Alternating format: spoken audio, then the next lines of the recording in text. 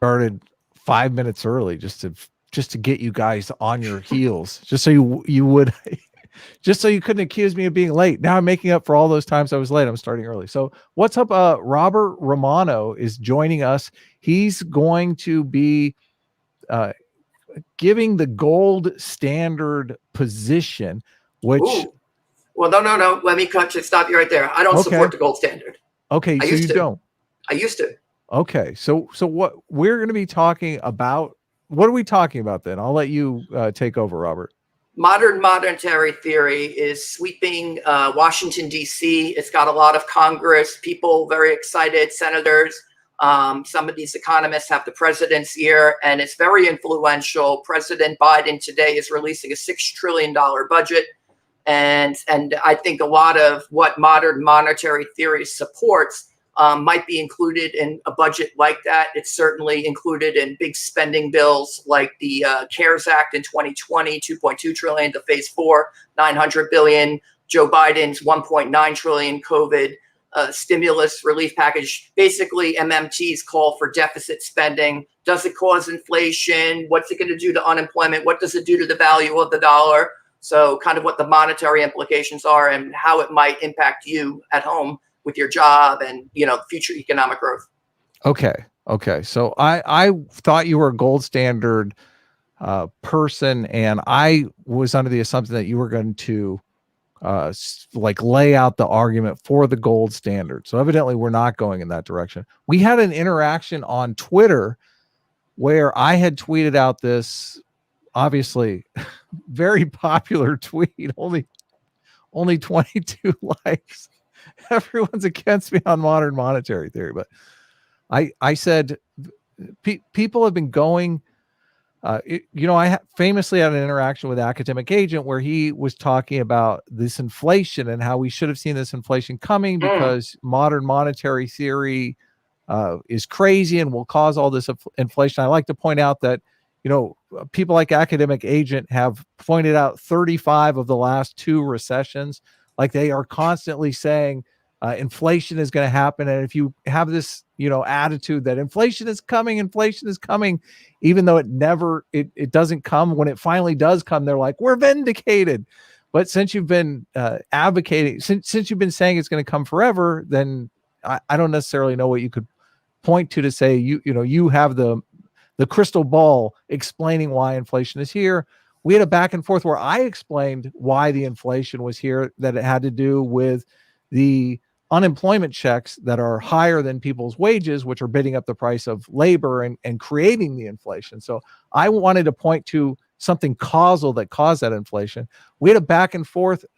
Academic Agent was arguing against me. And then a month later, he puts out a video that basically lays out the exact same argument that I made a month earlier about inflation. And I pointed to this when I tweeted. I pointed also dealing with the same thing, the recent inflation. I pointed to Stephanie Kelton wrote an article in the New York Times where she pointed out what all this inflation was, what was going to cause all this inflation. And she basically go ahead. Let me just finish here. She basically says there's this huge spending plan that Biden is planning on implementing. It's technically deficit neutral, but where they're taking the tax money from is money that is not currently bidding up wages or products. It's basically raiding the corporate coffers of Wall Street, which that money's not being used to bid up wages and products. So it's not technically inflationary money. So she's saying that if you tax away money that's not being used to bid up labor and products, and you're going to give that money to people who are going to use that money to bid up labor and products, you're going to get inflation. So she basically laid out the case for inflation in this New York Times article before any of this came down. I tweeted it out just for people who are listening along. In the screen caps from the article, she says Democrats are thinking about fiscal responsibility the wrong way. They could be on the verge of sparking some unpleasant short-term overheating of the economy in which price increases accelerate and the purchasing power of our dollar falls somewhat in the final somewhat. If the final legislation were to grow much larger towards the 10 trillion level, many progressives in Congress are pushing for, it could send such inflation soaring. Okay, so this is before any of the bills have passed. And continuing, and these are just snippets from the article. She's right that it is possible, and she's talking about AOC. I cut it off, but she's talking about AOC. She's right that it is possible for Congress and the Biden administration to go bigger, faster, but only by shifting to a completely different budgetary framework. Instead of passing legislation that leans on taxing corporations and the rich to keep spending from increasing the deficit, they would need to develop a robust plan with a focus on containing inflationary pressures as the heightened government spending hits the real economy. So she's saying we're taxing in the wrong places. Continuing another snippet from the article, she says, quote, many of Mr. Biden's proposals, it's funny she called him Mr. Biden. That's odd. No, that's formal. That's formal. Yeah. Well, isn't it normally President Biden? That's usually a dig. I remember them always calling Trump Mr. Trump as kind of a dig. Okay, so on the first mention, he's President, President Biden, Standard and then yeah. So I think that's probably in the middle of the article. The first time she mentioned, I bet she said President. Okay, now, many of Mr. Biden's proposed tax increases should be defended and even lauded, for they will promote greater fairness and curb inequality somewhat. But it must be recognized that they will do relatively little to offset spending pressures. So she's basically forecasting the inflation that we're seeing now. And in the tweet, I say all the strawmanning of MMT is insane. MMT economist Stephanie Kelton predicted this inflation in early April. Biden and his cronies didn't listen to the MMT warnings. If anything, the inflation we are seeing now is proof of concept for MMT. So that's the difference here. She's laying out a causal connection for the inflation. An academic agent is just saying, like this, he's using this money supply increases, inflation goes up. Like that's just the most base, simple way of looking at it. And I just think you need to dig in more detail. But you and I are going back and forth a little bit here. You guys can look it up. I'll throw a link in the chat if you guys want to look at it. But as we're going through, I say, what do I say here? The jobs program they want to implement as a safety feature. Oh, you say arguably the same thing happens with interest rate policies and loans, et cetera, that there is a boom bust cycle. I tend to doubt MMT would change that, and it may even exacerbate it with bigger booms and bigger busts as it removes all safety features currently in the system. And I clap back. The jobs program they want to implement is a safety feature. And you are talking like the public sector is going to tell the private sector how to spend their money. No one is advocating for abolishing the private sector. The private sector is more efficient. And Stephanie Kelton acknowledges that. Warren Mosler acknowledges that. I acknowledge that. I'm sure you acknowledge that. Private sector is more efficient, correct? Oh, no, absolutely. I definitely have a preference for whatever system is. Yeah. Price stability, creates the most jobs, and fosters the least government dependency. Okay, so not you clap back at me, not at all. I'm saying MMT would invite volatility since it depends on Congress as the fiscal and monetary authority to react quickly, which it never does. It raises taxes and cut spending during inflation, or doing the opposite during deflation. They'll wait until the extremes. And then Stephanie Kelton, monetary mama herself, chimes in. That is not, in fact, what MMT proposes. Look, I'm one of 3 likes. Why didn't you like this tweet, Robert? Why didn't you like this tweet? I wanted to talk to her because I wanted her to make the case for modern monetary theory. I don't want to put words in anybody's mouth. Right. I feel like maybe I had gotten a little ahead of my skis here. So I'm like, please, here's what I'm reading. Here's the piece. They say that MMT, as they understand it, swaps the roles of fiscal and monetary policy. In MMT, the fiscal authority is in charge of both. And then if you scroll down, also, instead of raising interest rates to fight inflation, you raise taxes. So I was kind of very casual reading on MMT. I realize now, reading the book, that she wants me to look at MMT scholarship. So I bought your book, Stephanie. She actually, it seems she teaches at Stony Brook University. That's where I graduated from. I don't think she really. Holy shit! She's an instructor at your university. Well, I was there many years ago. I'm not certain that she was there yet. So she points to this piece, and then in the piece, they're calling for Congress to act ahead of time to raise taxes long before the inflation hits. Right. And so I quote that back to Dr. Kelton, and I never get a reply. You know, she's very busy. I don't blame her. Yeah, totally. I stepped aside. I'm like, okay. Let them go at it. So Right. Kelton says, best bet is to read actual MMT scholarship. Helps to avoid deliberate caricatures or sloppy interpretations. We've addressed this trope countless times, and that's the trope of what you're saying about it's going to exacerbate, and Congress has to act immediately. Like they're interested in setting up programs that are like set it and forget it. Like Congress doesn't have to react. Yeah. Well, this is the anti-democratic part of it. This is why. So to implement that policy, she talks about a lot of rules in the Senate. For example, the Byrd rule that requires 60 votes to break budget deficit neutrality as prescribed under the Budget Control Act. This is federal law, so it's not a Senate rule. They can't just go to 50 votes and say, "Oh, we're going to override the parliamentarian," the way they do when they bust the filibuster on executive and judicial appointments. Now, theoretically, they could abolish the filibuster to get past the Byrd rule, which is what she is calling for in her book, The Deficit Myth. So get rid of the Byrd rule, get rid of PAYGO, and easy peasy, Congress can waive these rules, and then they can do whatever they want on fiscal policy. Here's a catch, though.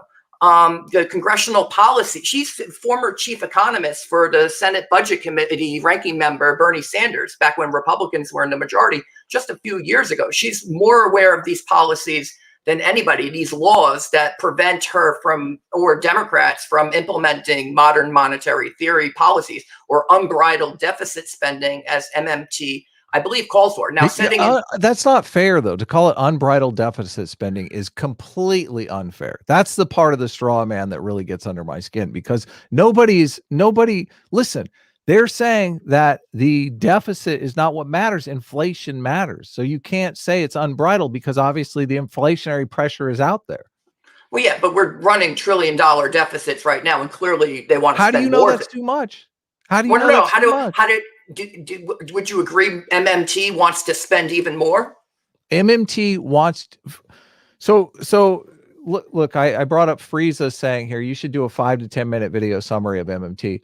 Okay. So modern monetary theory conceptualizes the economy as there's the production side of the economy, and there's the monetary policy side, where they're trying to match the money supply size to the amount of productivity in the economy to create two things. And this is what the Fed's dual mandate is. They want low unemployment because they want people, if they want to work, to be able to find jobs. And they want price stability. They don't want wild fluctuations in prices either way. They don't want houses dropping, 40% because it disturbs the economy. They don't want healthcare going up, 500%. They want price stability. So the Fed is basically has this mandate that is a little bit at odds with itself, because what really causes inflation is unemployment or is zero unemployment. So when we're at full employment, everybody in the economy is working on the production side of the equation to produce goods and services for people to buy. So as soon as you run out of labor, the only way for companies and businesses to hire more people, which they would like to do because they would like to increase their productivity, is to bid that labor away from other places that they're already working, producing goods and services for the economy. So they offer more money. That causes inflation. Then that inflation cycle eventually hits the goods and services, and that is what causes inflation in the economy. So what we do as a society right now to avoid that, to avoid inflation, is you're getting, there we go. What we do right now is we maintain around a 5% unemployment that the Fed calls the NIRU, the natural rate of unemployment in the economy. So what MMT advocates are arguing for is there's 5% of people out there that we're literally paying money to stay home and do nothing in the form of unemployment checks. So we're giving them money, increasing the money supply, and we're not increasing the goods and services part of the equation, the productivity side of the equation at the same time. This is an inflationary pressure. They would like to take that 5% who are unemployed and employ them and restructure. So instead of having an unemployment office, we have an employment office where these people are actually put to work producing goods and labor. But they realize that inflation is the pressure, because if you're ratcheting the economy up to actual full employment, you could get inflation. So they want to structure systems that this doesn't happen. Does that seem fair, Robert? Is that I think that's absolutely fair. And you know who actually agreed with that just a few years ago was former President Donald Trump. He was at odds with the Federal Reserve because he said they were keeping the dollar too strong versus other currencies, and that it was going to slow down both his trade agenda and job creation in the United States. Now, wow? Dr. Kelton, in her book, she talks about Jerome Powell, the Fed chairman, basically agreeing that by increasing interest rates into the teeth of low unemployment and low inflation, that, like, what was he doing? Why were you raising interest rates at a time when inflation was actually low? And President Trump was saying exactly the same exact thing. He's like, hey, I'm trying to win the trade war with China. Please weaken the dollar. The dollar is way too strong. And I've actually pulled up a bunch of charts on this specific issue because at my day job, this is one of my things I have to do. I have to look at the value of the dollar. We look at things like exports, inflation, job creation, civilian labor force, economic growth, and in my own studies. And I'm not here in my official capacity. We're having a friendly chat here. And I just want to make it clear, like, I love this issue, and I want to kind of give my personal views on this, and not some party line or anything like that. So I just want to tell you what I think about this.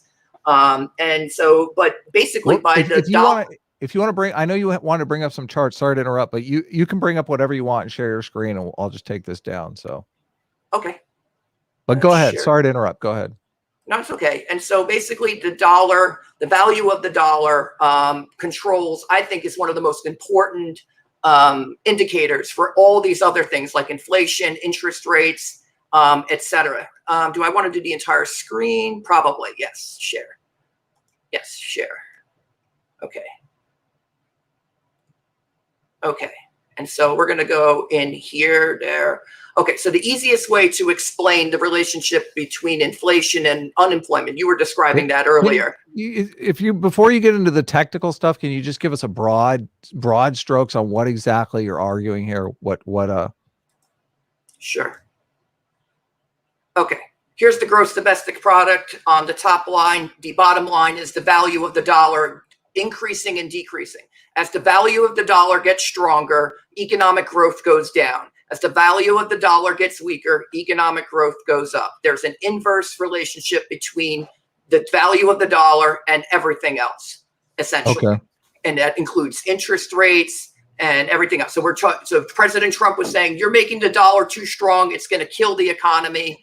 And certainly that was true in 2020 when the value of the dollar was going up. People were flooding into U.S. treasuries, and the economy was tanking. Now, of course, everything was closed, but the relationship actually holds up over time. It wasn't just COVID that would make the economy come down. I'd say that the strong dollar, as in other recessions, is actually exacerbated the economic downturn. We lost 25 million jobs last April.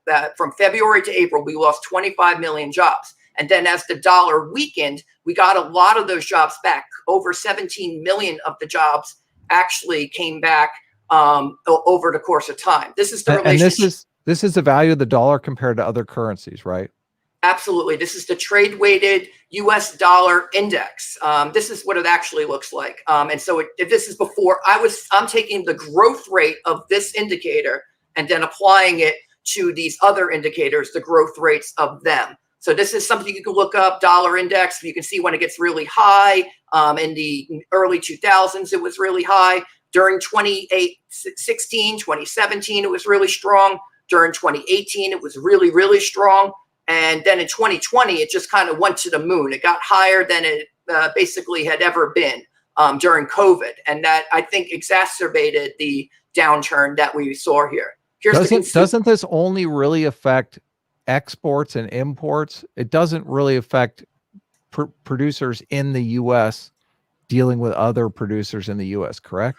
Here's exports. So this is the strongest relationship of all of the charts that I have here, although they're all pretty strong, actually, where you see when the dollar's getting weaker, we boost exports. And when the dollar's really strong, usually in recessions, that's when exports plummet. The same thing happened during the recent COVID recession out here in 2020. Right, when you just to dumb it down a bit, just because the exports plummet because the dollars are harder for other nations to procure. They're worth more money, so it's more difficult to buy American exports because the value of them is so much higher, correct? Correct. And the reason the dollar is getting stronger, generally speaking, is because of treasuries. When the recession happens, there is a flight to safety. People buy gold. They'll also buy dollar-denominated assets, especially central banks and financial institutions, banks here, banks overseas. And so you see the inverse relationship on the strong dollar actually applies to the movement of interest rates. So as the dollar gets stronger, basically interest rates are going to go down. As the dollar gets weaker, interest rates go up. And this relationship holds up over time as well. And that is why during the COVID recession, most recently, there was a flight to safety. Interest rates went on their own, like the 10-year treasury went down to a 0.5 percentage point.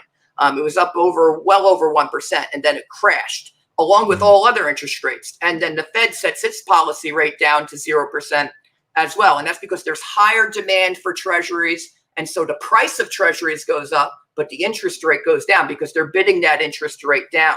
And also the Fed bought most of the new paper that came out. So we've created $4.95 trillion of new national debt since January of 2020. And the Fed had absolutely no trouble financing this debt. It bought 2.7 trillion of it. The rest of it was bought by U.S. financial institutions who the Fed was probably lending to. And they bought the rest of it, and interest rates went down. Now, if we were having a funding crisis or a sovereign debt crisis, interest rates would have been going up. Then you'd be saying, oh, inflation's rising, interest rates are rising, we're in big trouble. But in this case, in this year alone, in the next year, $7 trillion of national debt will come due because we have all this short-term paper, mostly owned by the Fed, but also U.S. financial institutions. And we're going to have. What do you mean by come due?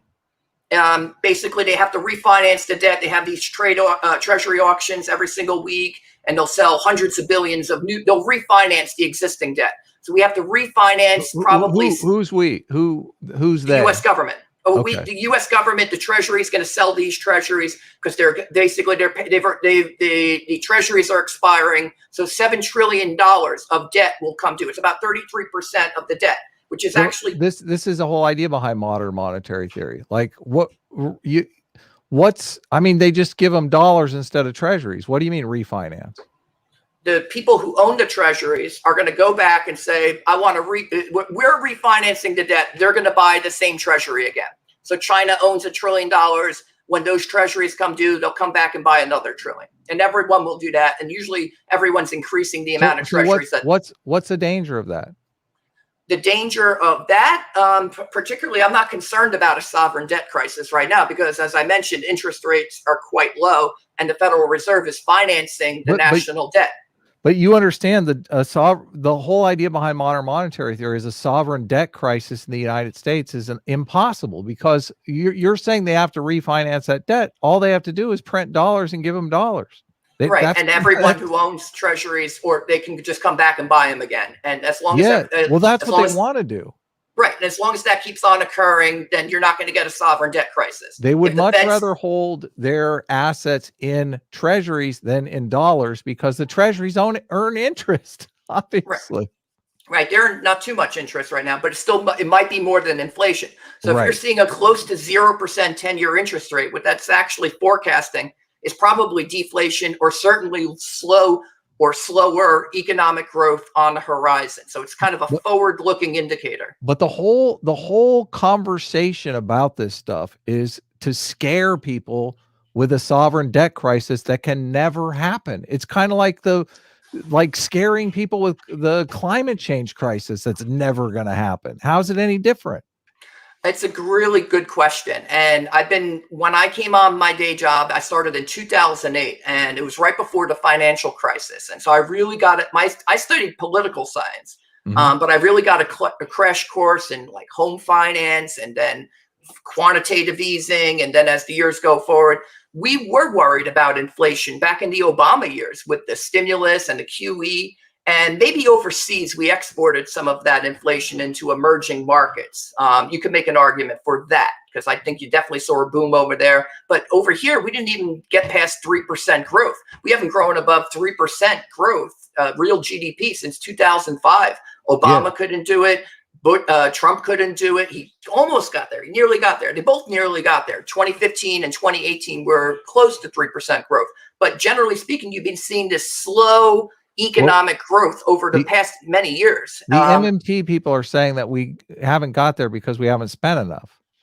I say we're not getting there because demographic impact on economic growth. The population is slowing its growth. It used to be growing much, much faster during the baby boom, which is right about when you see all of the inflation. So take the 1970 to 1980 period.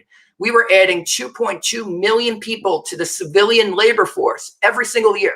Robert, I'm still unclear what argument these charts are meant to make. Like I'm giving you my understanding of monetary policy and what the impacts of inflation really are. I don't think she gives, Dr. Kelton speaks to demographics as much of an indicator for inflation, but I think it's crucial to everything. But we both agree inflation is bad. Inflation is terrible. The straw manning that's happening with MMT is everyone saying MMT says you can spend to the moon and there's no there's no problem. But that's not what MMT says. MMT says the inflation monster is out there and it's going to get us.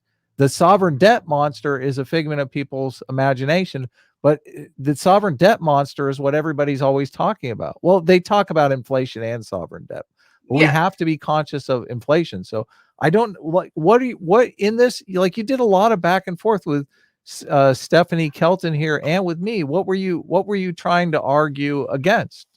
I think the process of having Congress be the one to determine, you want to have automatic spending on the job guarantee, right? Mm-hmm. So that's going to be several hundred billions of dollars every year. She wants to do $15 an hour for the government jobs. She doesn't call for a mandatory $15 minimum wage. The idea is to cause other businesses in middle America mostly. So, but if Congress doesn't do it, who does it? It's literally Congress's job. They're the ones that make the money. Well, I think there's a different way. I think that you can bet on the dollar getting weaker because we have a slowing growth of the civilian population. Congress is going to spend more money no matter what every time there's a downturn. So I think you can kind of take that to the bank there. They're going to spend the money and you're going to have a weaker dollar. But what do you do with that? I think is price stability a good thing? Absolutely. Okay, so you're in favor of price stability. Like what I see a lot of people arguing on this topic seem to be arguing that the invisible hand will create price stability, but I don't think that's been proven. Mm-hmm. Yes, I don't agree. So you agree, like the invisible hand? No, you have to have you have to have a monetary policy, right? And what we've had, I think, is actually an unstable monetary policy. This was the 1970s to the 1980s, where you can see the consumer price index and the real dollar index. So these institutions were built. Okay, these institutions were built on the boom and bust. Like America was built on laissez-faire capitalism. And the laissez-faire capitalism didn't produce price stability. And so we built these institutions, the Federal Reserve, that kind of thing, to stabilize society Right. as you would build air conditioning to stabilize the climate in your house. So, but I see a lot of the Austrian school stepping in and saying, no, the government bad, these institutions bad, and that government is creating the kind of boom and bust cycle that literally they are trying to avoid.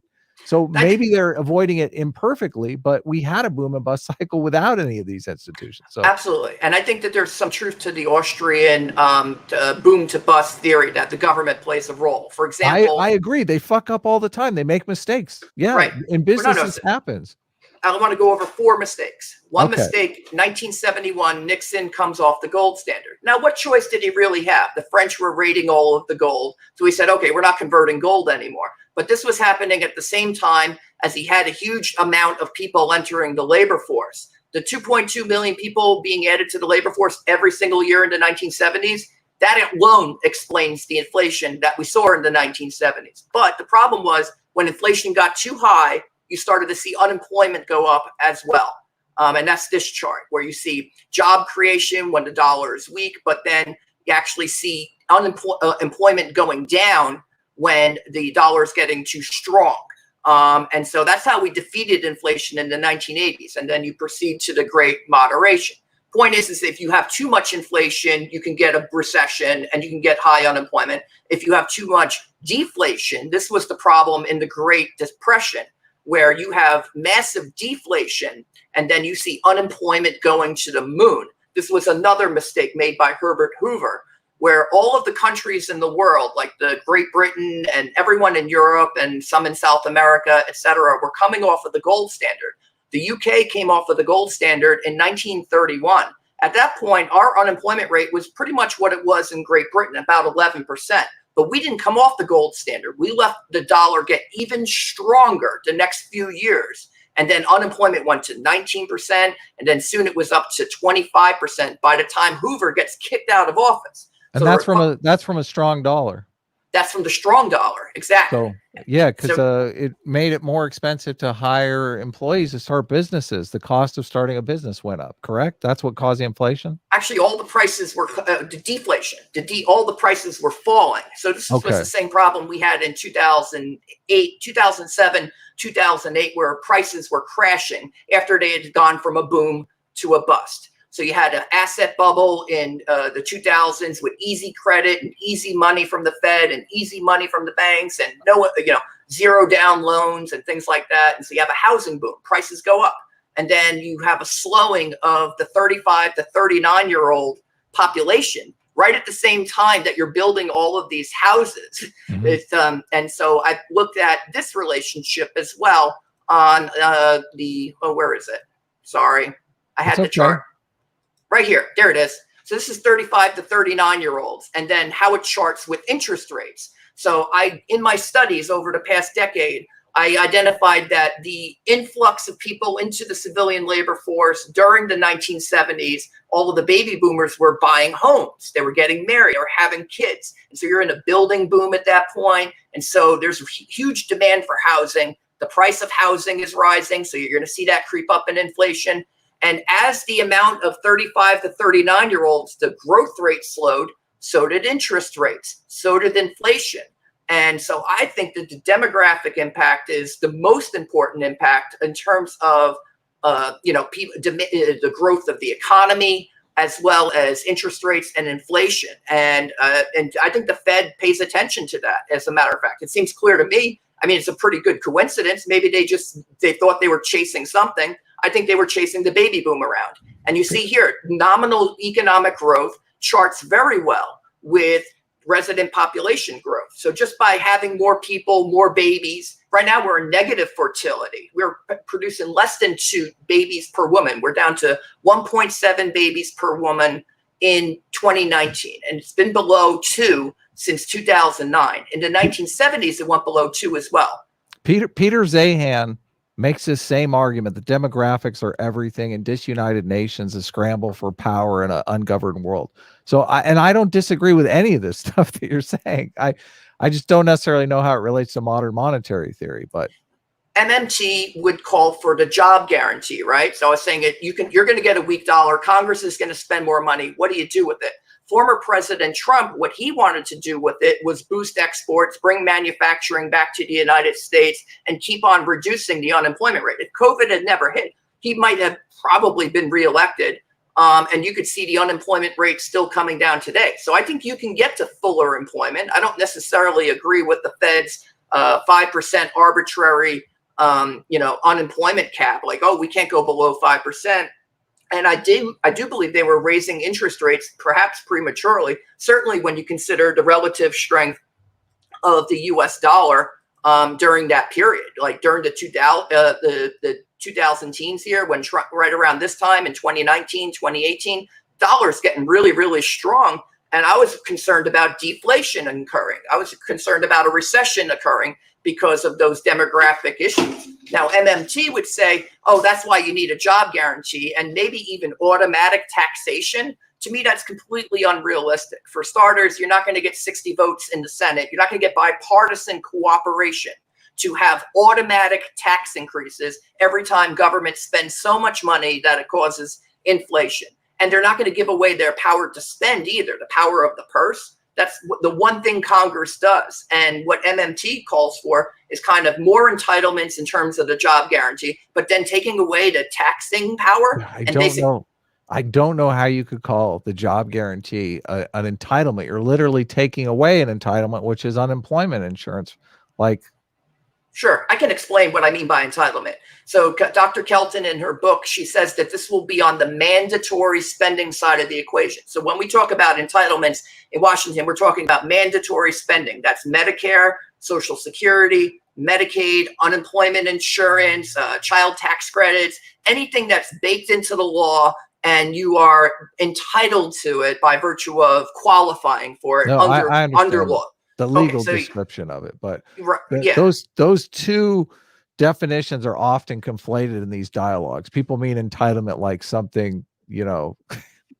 Well, it just means it happens automatically. Something for nothing is what people usually think of when people say entitlement. So let me Brian Bishop really quick for $5 says, and this is congratulations. Totally off topic, but I'm going to be a dad. My only regret is I couldn't somehow biologically engineer you as its mother. My wife will have to do. Well, I hope, Brian, that your wife is not watching the stream right now, but congratulations. That's super cool. Sorry to interrupt, Robert, but I'm a little confused as to you seem to be agreeing with everything. No, I don't agree with the job guarantee. I don't agree with automatic taxation. I think I think we would like to see, like I said, I support anything that produces price stability, the most jobs in the private sector, and the least dependency on government. So I think a job guarantee where people who are unemployed are automatically enrolled in a government job or they can apply for one, they're allowed to get one. I think it kind of forecloses the idea that you could actually get even lower unemployment. And I think Dr. Kelton, in her book, she's saying, oh, Congress does a terrible job at fiscal policy. But then she's saying that Congress would do a better job at this if we only gave them more power to spend, to do the job guarantee or to get rid of the Byrd rule. And that's absolutely a power grab for Congress. If you don't have deficit neutrality in these spending bills, which this is a core tenet of MMT, is to waive these requirements. You need 60 votes to do that under federal law. So either she's saying we're going to abolish the filibuster, but she doesn't mention it in her book, or she's saying we're going to, invoke the parliamentarian and say, oh, the parliamentarian says it takes 60 votes under federal law. We think it only takes 51. Either way, you're going to do something that either violates Senate rules or you're going to violate federal law. But she's not really telling you what the process is. Do you understand that you can have deficit neutral spending that can cause a whole lot of inflation? And that's the argument that they're making. I understand that. They're saying, right now, her argument why we're having inflation right now is that they structured the bill to be deficit neutral, but inflation unneutral, non-neutral, however you want to call it, massively inflationary. So if you're taking money that is if you're taking money out of the system that is not being used to bid up that's basically just a savings in a corporate coffer, and you put that money into people's hands to spend, it's going to cause inflation. She's basically saying we need to focus on inflation neutral uh, budgeting. We need to focus on inflation neutral legislation, not deficit neutral inflation. Do you agree that that's a good thing? I think that she's pinpointing the wrong cause for inflation. So I think that the weak dollar is going to be your cause of inflation every single time, and you can see That's it. not the question, though. Well, no, she's saying that because of those factors that we should pursue monetary policy. You're saying you're basically saying I agree. Congress should focus on inflation neutral budgeting, but I think Stephanie Kelton's theory about what inflation neutral is wrong. That's what you're basically saying. Well, I think that by deficit spending is pretty much inflationary, just because the more treasuries that you offer that the Fed is going to buy, you're going to artificially boost the demand for treasuries. Interest rates are going to fall. And ultimately, once the dollar starts weakening, once those dollars transmit into the real economy, but you're completely ignoring the production side of the equation, though. That's the whole idea behind MMT. Like you're falling into the old idea that the inflation is always caused by the size of the money supply. Not necessarily. If the money supply doubles and production triples, you're going to get deflation. You're not going to get inflation. No, I don't agree with that. I think the money supply is going to pretty much grow anyways, just as the population grows, the economy grows, credit grows. That's not what I'm saying. I'm not saying the supply of the dollars is how is the money supply going to grow if it doesn't grow by the government making more money? Oh, I think there's several ways the money supply grows. So one of them is vis-a-vis deficit spending, quantitative easing, stuff from the Fed. The other, Mossler talks about commercial lending in his book. And so how commercial lending can actually get money into the system. So how the banks were in the 2000s, they were basically lending money into existence to make all of the home loans. And then they would go back to the Fed ultimately later to get the money, the reserves to kind of to cover that. So that's two causes. It comes from the government, the currency issuer printing the money. Right. So that's true. And that I don't think MMT, I was actually expecting to see fireworks in the deficit myth. And so I was slightly disappointed because it doesn't seem like they're not calling for abolishing the Fed. They're not, they would just prefer that the Fed keep interest rates pretty much at 0% and pursue quantitative easing for any additional offsets in terms of the additional deficit spending that we're doing. And maybe, limit the amount of exposure on publicly traded debt for foreigners, and which is what we've done over the past year. As a matter of fact, all of the debt that was purchased in the past year was either the Fed or U.S. financial institutions borrowing from the Fed. Foreigners, they held steady on their amount of debt that they held from a year ago. They didn't buy any of the new debt, and that's one of the other reasons why interest rates, I think, are quite low right now. I just disagree with MMT because I think it's going to create bad incentives inside of the economy. I think you can get closer to full employment without resorting to a jobs guarantee. What are the bad incentives? The jobs guarantee. So, for example, she calls for $15 an hour for the government jobs. The private sector is going to still probably be doing the minimum wage in many of these states. Hold on. Let's lay out the jobs program, because I want to make sure that you and I are talking about the same jobs program. Like they're saying, yes, the jobs program will effectively set the minimum wage. So you could conceivably just get rid of a minimum wage, because if people don't like what they're getting paid in the private sector, they can always go work for the government. The government also is this jobs program is structured to be a temporary jobs program.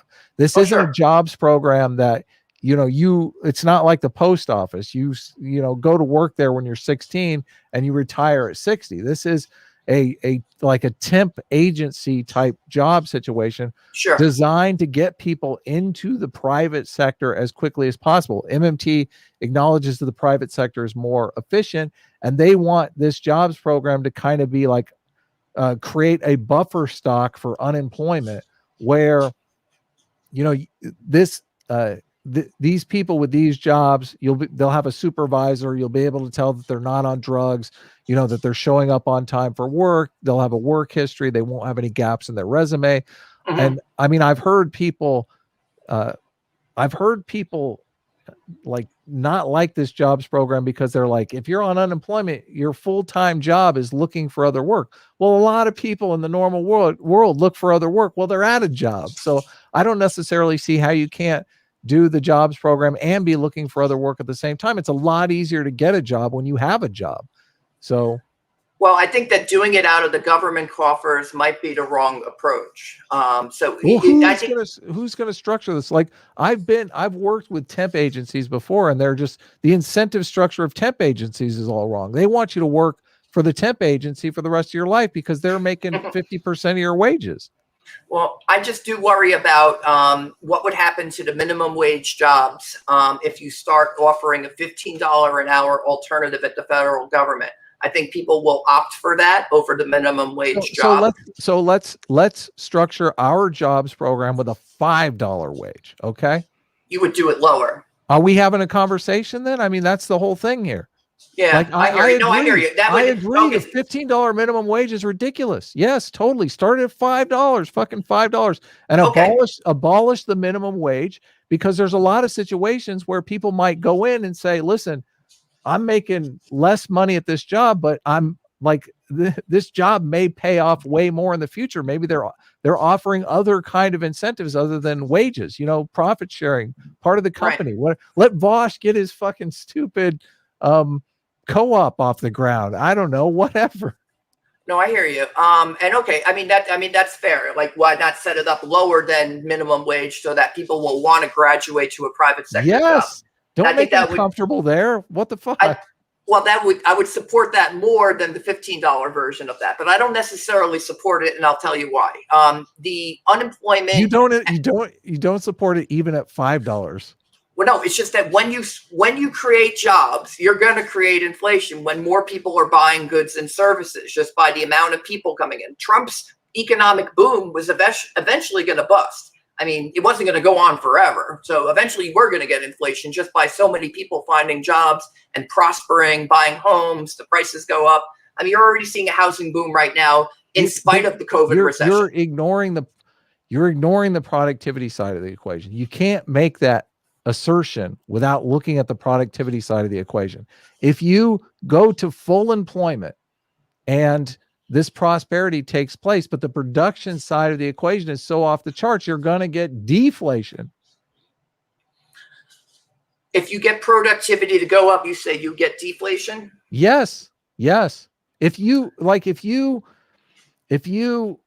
I understand what you're saying about the full employment technically causes inflation, but if the goods and services those people are buying double, triple, quadruple, you're going to get deflation. That's the whole idea behind more productivity. You see this in the tech field, like specifically the Austrians always point to the tech industry. No, I understand. You're saying that as we produce more, when you mass produce something, the prices are actually over the long term going to come down, correct? Correct, yes. Now, when they measure inflation, though, they're looking at things that are deemed more essential. Dr. Kelton talks about this in her book, that depending on which inflation indicator you're looking at, things like the CPI, which I would look at because it's the most updated thing, are going to look at things like housing, energy costs, foodstuffs, things that are considered household necessities. So it might not necessarily be factoring at a greater weight things like manufactured goods, tech products, and the like. You're saying the jobs you're making the argument that the jobs program is going to cause inflation. Is that what you're saying?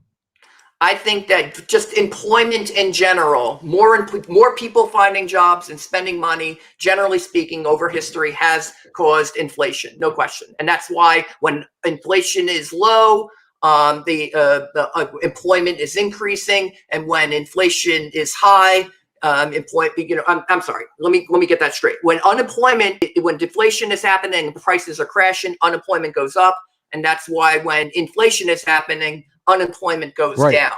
That's the relationship. There, So and so the if you go to reason, 0% unemployment, you're going to get inflation. the logic behind that is that when unemployment is high, people don't have money. They're worried about uh, their future. They're stockpiling money away, and they're not bidding up the prices of goods and services. So many players. Like if you have 10 people bidding on a home and you have one person bidding on a home, what's going to happen? The price of the home is going to go up with the 10 people. Like Right. more bidders in the market are going to bid up goods and services. So yes, if you get high unemployment, you're going to get deflation. So, but you're trying to balance those two. You don't want deflation or inflation. And most of the Right. Austrian guys that you're arguing with are like, no, we want deflation. Deflation is great. Like that's the thing that they're arguing for. But I'm a little confused here because I don't No. necessarily know what you're arguing for. I'm arguing for price stability. I don't want to see too much inflation. Right. I'm afraid I'm afraid MMT, but I don't want to see deflation as we saw in the Great Depression. I don't want to see inflation like we saw in the 1970s. I want to see price stability. I think MMT errs more on the side of inflation simply because it wants to produce more jobs, I believe, artificially using treasuries, which I know based on my studies are going to increase the value of the dollar and basically lead to a strengthening of the dollar. And that can ultimately lead to deflation. But when you do it in a deficit expansionary way, you can get the boom and then the bust. So you can see inflation followed by massive deflation when the money machine stops. So say Congress did this and the Democrats did it when they were in power, and we'll forget about they now managed to abolish the Byrd rule, and Republicans eventually they're going to get into power and they're going to want to cut spending and they're going to want to cut taxes, and maybe they'll do exactly what Hoover did, which is they're going to switch to a smaller deficit system. And so if we were austerity spending, yes, exactly. Right. And so then you could have a situation where because you left monetary policy up to Congress, Republicans come in, they're going to cut spending, and suddenly you get deflation. And I'll say, well, why would we let them do that? Why would we make Congress responsible for this? That's stupid. So you're saying you're conceptualizing monetary policy as at the Fed and not in Congress's hands right now. You're saying the Fed is the one in charge of monetary policy and that's the way you want to keep it. That's what you're arguing for? I'm saying the least bad alternative would be the one you would defer to. You prefer the devil, but I don't think that Congress did a particularly good job setting the gold standard value in the past. You're not really answering my question. I don't think Congress did a good job. That's why you have a Fed. That's why you've had a Fed for over 100 years. Congress is in charge of spending. You're talking like they're not in charge of monetary policy already. They're not in charge of monetary policy. They're in charge of spending. That's where all of this begins. But that's not the only source of. That's not the only source of new dollars, though. Treasuries are they're a fraction of that. They're a big chunk of it, and they certainly push the market. What is the source of new dollars if it's not spending? Well, it's not just spending. I'm not saying that it's not spending. I'm saying that deficit spending, quantitative easing, that's one thing. Mossler talks about in softer currency economics that you have commercial loans are another factor. When people go borrow credit. But ultimately, those come from the Fed anyway, like you said in the very beginning. Yeah, Congress doesn't spend that money. That money comes directly from the banking system. Congress is not in control of that. They're not in control of the Federal Reserve banks. They're not in control of commercial lending. This all happens in the private sector right now.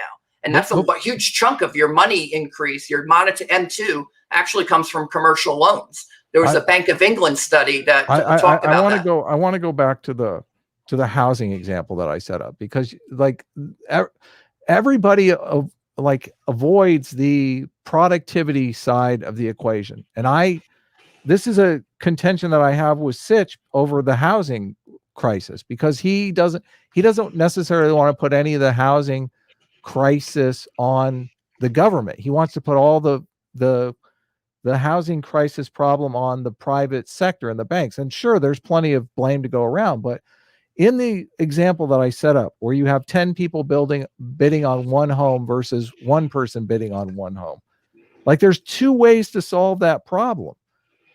You can solve it on the monetary side, which is horrible because it really doesn't solve the problem. It just kicks it down the road. Or you can solve it on the production side. If you build more houses, then the 10 people aren't bidding on one home. build 20 houses, and the Oh, 10 sure. people are bidding on 20 houses, right? You're going to get Well, that's what they did in the deflation. 2000s, and then you had a lot of, unless the government were spending the money ahead of time to build those homes, you would be assuming a lot of risk into the economy by artificially expanding housing in a bid to maybe Beyond need. beyond need, which is what they Right. did in the 2000s. You were outstripping demand. But you mentioned labor productivity. So what's your hypothesis about productivity? Well, the argument that is generally made against the jobs program is that the government doesn't know how to spend money to increase productivity. And I mean, I agree that, but nobody really knows. I mean, everyone is guesstimating on how to increase productivity, even in the private sector. Normally, these VC guys give money to 10, 20, 30 businesses, and one of them ends up being a success. So that's not a Right. huge But return. you say it's deflationary, though, right? If you have more productivity, prices will come down over the long term, correct? Yeah, you agree with that. So simple supply and demand, correct? Let's test it.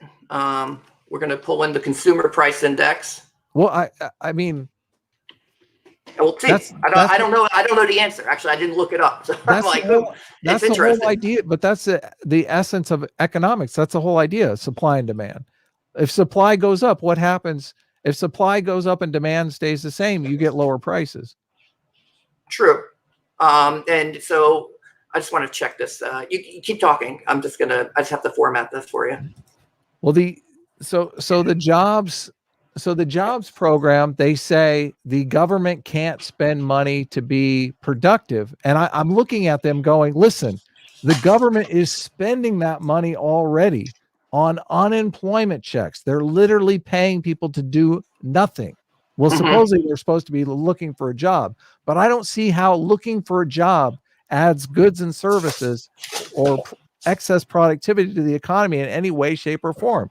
So if you're going to stop giving them money to look for jobs, which adds zero productivity to the economy, and give them money to do something that may or may not add productivity to the economy, to goods and services in the real economy, even if only 1 in 10 people actually produces productivity, you still have that much more productivity in the economy than you did before with the current unemployment system. So I don't necessarily know how you make that argument.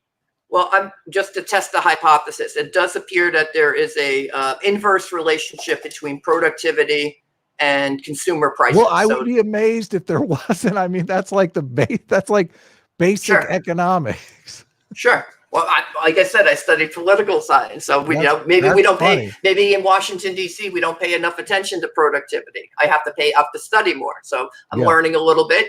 We all have our strengths and weaknesses. You mentioned something. I'm like, oh, I didn't pull a chart on productivity. Well, I should have brought that with me, right? And so So in 2020 there was actually a massive increase in productivity, and there was a massive decrease in prices. You had deflation in 2020 in certain areas. Oil went to zero. Basically, oil went negative. Yep, it was pretty. It was a definite. We felt you could almost hear the economy creaking last year as all the lockdowns were stopping. There were no more planes in the sky. It was pretty scary. The LA freeways actually became reasonable for a while. It was crazy. No traffic. Yeah. Was, and I think that was it was like an asteroid hitting the economy. So I mean, and I hear you. I mean, I don't necessarily disagree with some of the observations that are in modern monetary theory. Some of things like, they can just quantitative ease the deficits, and that's going to be done with low inflation. And that challenged a lot of conservative economists in the Obama years. Guys like Art Laffer were predicting higher inflation because of QE. It never materialized. And he issued a confession and he said, I was wrong about the inflation. I'm one of those who believed the same exact thing in the 2008 when you were doing all this spending, TARP and QE and the stimulus, etc. Dodd-Frank, the Obamacare, that was going to spend a lot of money. This has to cause inflation, right? And then I started looking at other relationships in the economy, because after 3 or 4 years, the inflation wasn't there and you have to account for it. And so that's when I started looking at things like demographics, because it seems to be more important. We were experiencing population growth slowing during that time. And it might even explain why the housing bubble popped, was that you ran out of customers to buy the new homes. Don't you think automation is a big part of this story, though? Don't you think that's where the productivity gains are? Oh, I think that's probably where we're headed. Now the theory behind automation is that because the robots or the machines are doing the jobs that we used to be doing, that affords us the opportunity to elevate ourselves, to do other jobs. And there's certainly more jobs now than ever. But during the Obama years, you saw labor participation actually dropping pretty significantly amongst younger Americans. Fewer people re-entered the labor force. And it wasn't until 2016, the last year of Obama's term, that labor participation actually began rising. And then it would continue rising during the Trump years. One of Ivanka Trump's programs was primarily focused on getting people who were out of the labor force back into the labor force. She would focus on females because that's where the biggest gains were to be had, right? Because men work at a greater percentage than women. So if you could just get women to work, maybe not as much as men, but more than they are now, that's where the gains were to be had. And that's where the gains were had during the Trump economy, which was unquestionably great for women. The greatest economy in the world. It was the lowest unemployment in 50 years. Trump was totally, that's in 50 years. Yeah, it was pretty amazing economy before COVID. Got to say, unemployment for minorities. Now that's where I think that's where Trump's heart was. And I think that's where MMT's heart is in terms of. Don't tell the progressives that. Jeez. No, they were saying the same thing. I'm sorry. I know. When you have, and I'll turn off my charts here because we don't need them anymore. Well, I have a video that we can react to as well. I have a couple of super chats. Let me just read them real quick. Squeeze Louise for $5 says, just got here, but the guy's wearing a suit, so I'm pretty sure he knows what he's talking about. Yes, I agree. You didn't tell me we were going in ties today. Hey, you always wear a tie. Well, I do in my thumbnail, but I usually go casual. Hey, are you a Comicsgate guy? Are you following Comicsgate and stuff like that? I feel like maybe you are. I am. I'm the proprietor of Comicsgate.org. Oh, really? Holy shit. Well, pitch Comicsgate.org. I saw you had my profile on there, which is awesome. Yeah. Well, what I endeavored to do, maybe I should share you want to share it? You can share it. Take your time. I got another super chat, so go ahead and bring it up. Worship Decaying for $5 says, the value of all stocks and cryptos is zero because money printing is responsible for all the current value in assets. Change my mind. Ooh, that might be something interesting to crypto. Yeah. Well, I think the value is what we say it is. It's what the markets say what the price is. The invisible hand, Adam Smith.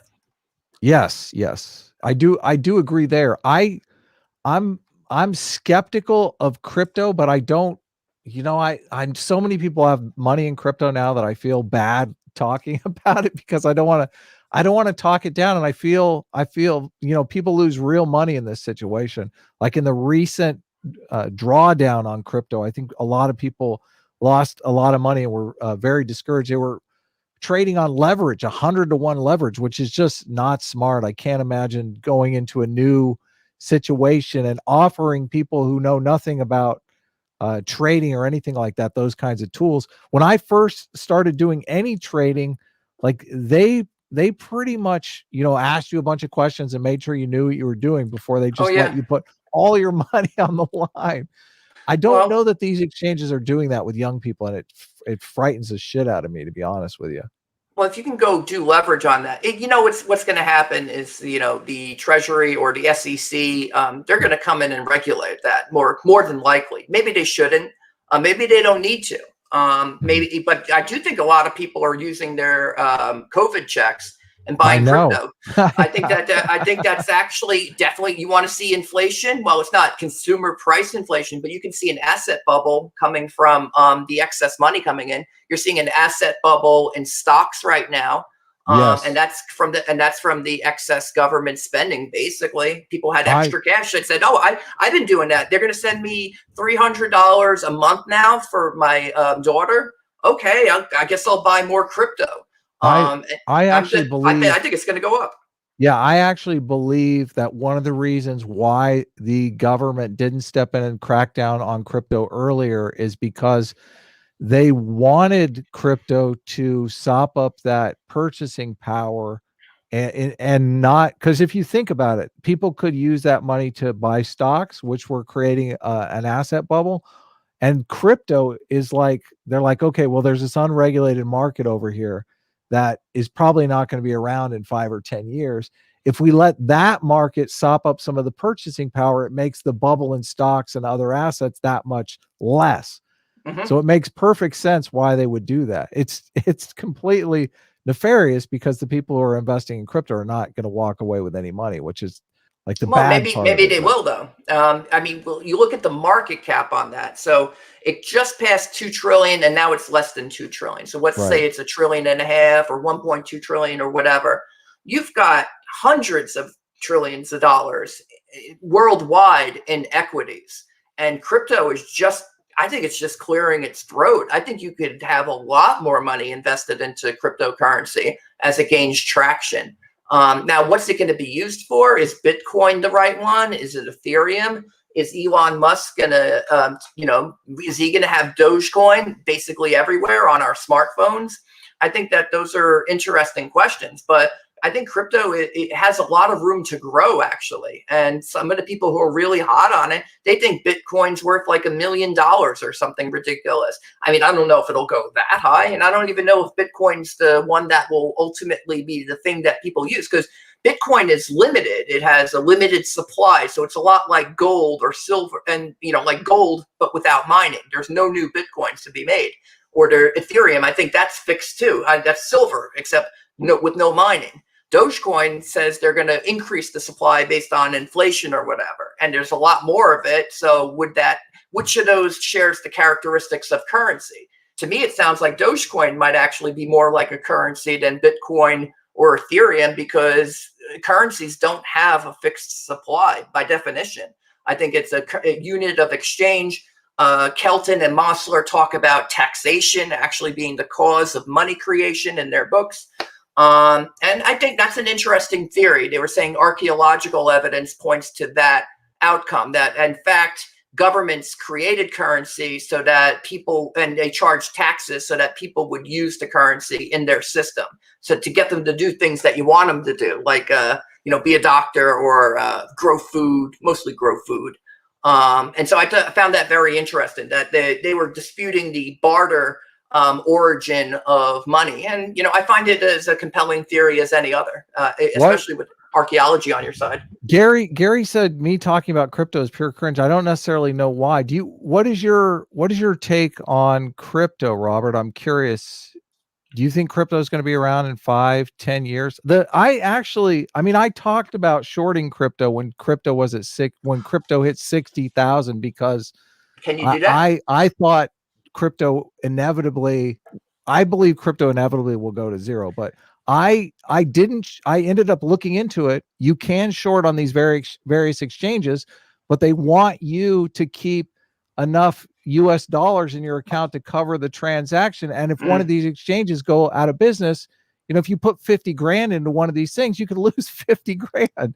So even though it's a bet that you're confident in, if crypto does go to zero, you never get your money, because something's going on in your background there. You never end up walking away with the money, because the exchange goes bankrupt and your money's tied up in there. So, well, if you think the exchanges are not solvent, I think that those are some of them have just disappeared. Like, people have walked away with the money and shit. Well, that would be a scandal. And I think that existing financial regulation, those are cats, by the way. You have a cat tower back there. And so is that the noise? Is that the noise that's going on? What are they doing? Those are cats. Yep. Okay. Interesting. No, they are jumping around. I'm sorry about that. I can try to mute it when they're doing it, but I probably can't predict it. Worship the King for $5 says the guy in the suit is forgetting that crypto is an idea on a computer and is not actually real. Federal This Reserve is reserves the anyone? argument. Like I said, I don't like to talk about crypto because I don't want to be perceived as like talking it down for people.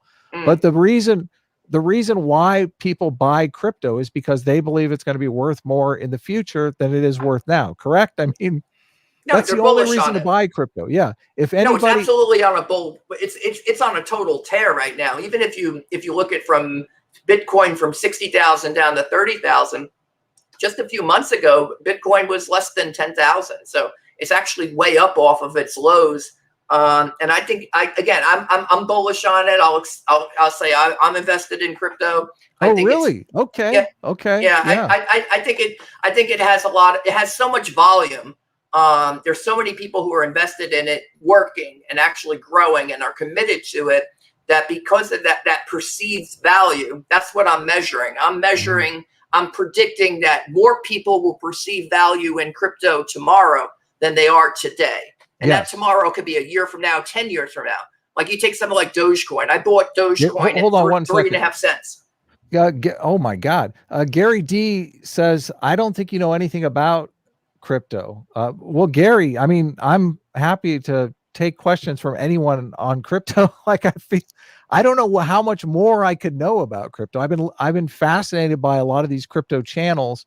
I'm watching them, like they talk about the fundamentals of crypto and all that, and it's completely different than the stock market fundamentals. So I I honestly, I've talked to so many crypto people. I don't know what I'm missing on crypto, but you bought it Doge at like 3 cents. So you're up big on Doge. Was it a big investment? Are you a Doge millionaire yet, Robert? No, I should have bet more money. Yeah. I bet a couple thousand on that, and I bought Ethereum at about 700. Oh, that's good too. Back in December, I saw it coming, and I'm like, oh, these things are going up. They're going to go up big time. 2021 is going to be a huge year for crypto. Yeah. And so far it's been a good bet. So I feel good about it because I'm not losing money right now. If it starts going down, I'm going to have to average down, and then I'll feel bad about it. I made a killing in the stock market because of the COVID. Like the COVID kicked the nuts out of the stock market, and I just moved everything I could into the market, and the market is up. I don't think it's huge. Yeah, I don't think it's close to crypto money, but I just it's double. I don't know. Did it double? Pretty S&P, much, yes. Yeah. Lots. I have lots of stocks that are easily doubled. Always buy low. 150%, 100% up. Yes. When oil went to zero, I bought oil stocks, and I did good on that one too. Yeah. So I just I understand the risk reward of crypto is much higher, but that's like, I don't know that I have the stomach for that kind of risk. Oh, no, you have to stay up all night. Yeah. It's insane because the market never closes. The people who are trading crypto, if they look a little frazzled to you, it's probably because they're not sleeping. Yeah. The market doesn't close. Bitcoin right now has been having a tough time making it above that 40K mark. So, oh yeah. No, it's going to bang between 30 and 40. It tested 30 a couple times, but it bounced hard off of it. So I'm optimistic that it's actually, once it gets past 43, it should be back floating back up to 50. And then the market will stabilize. A lot of people sold the bottom, never sell the bottom. I mean, if you have to, just wait it out. Things are always going to bounce. They call it a dead cat bounce. And even if you think it's going to keep going down, it's like, oh, it went down 50%. Oh, I got to lose. This is going to go down 100%. Never goes down 100%. Not on one day. And it usually corrects itself. And you saw that with the equities. And you see that with treasuries. You see it with a lot of things. Nothing goes on forever.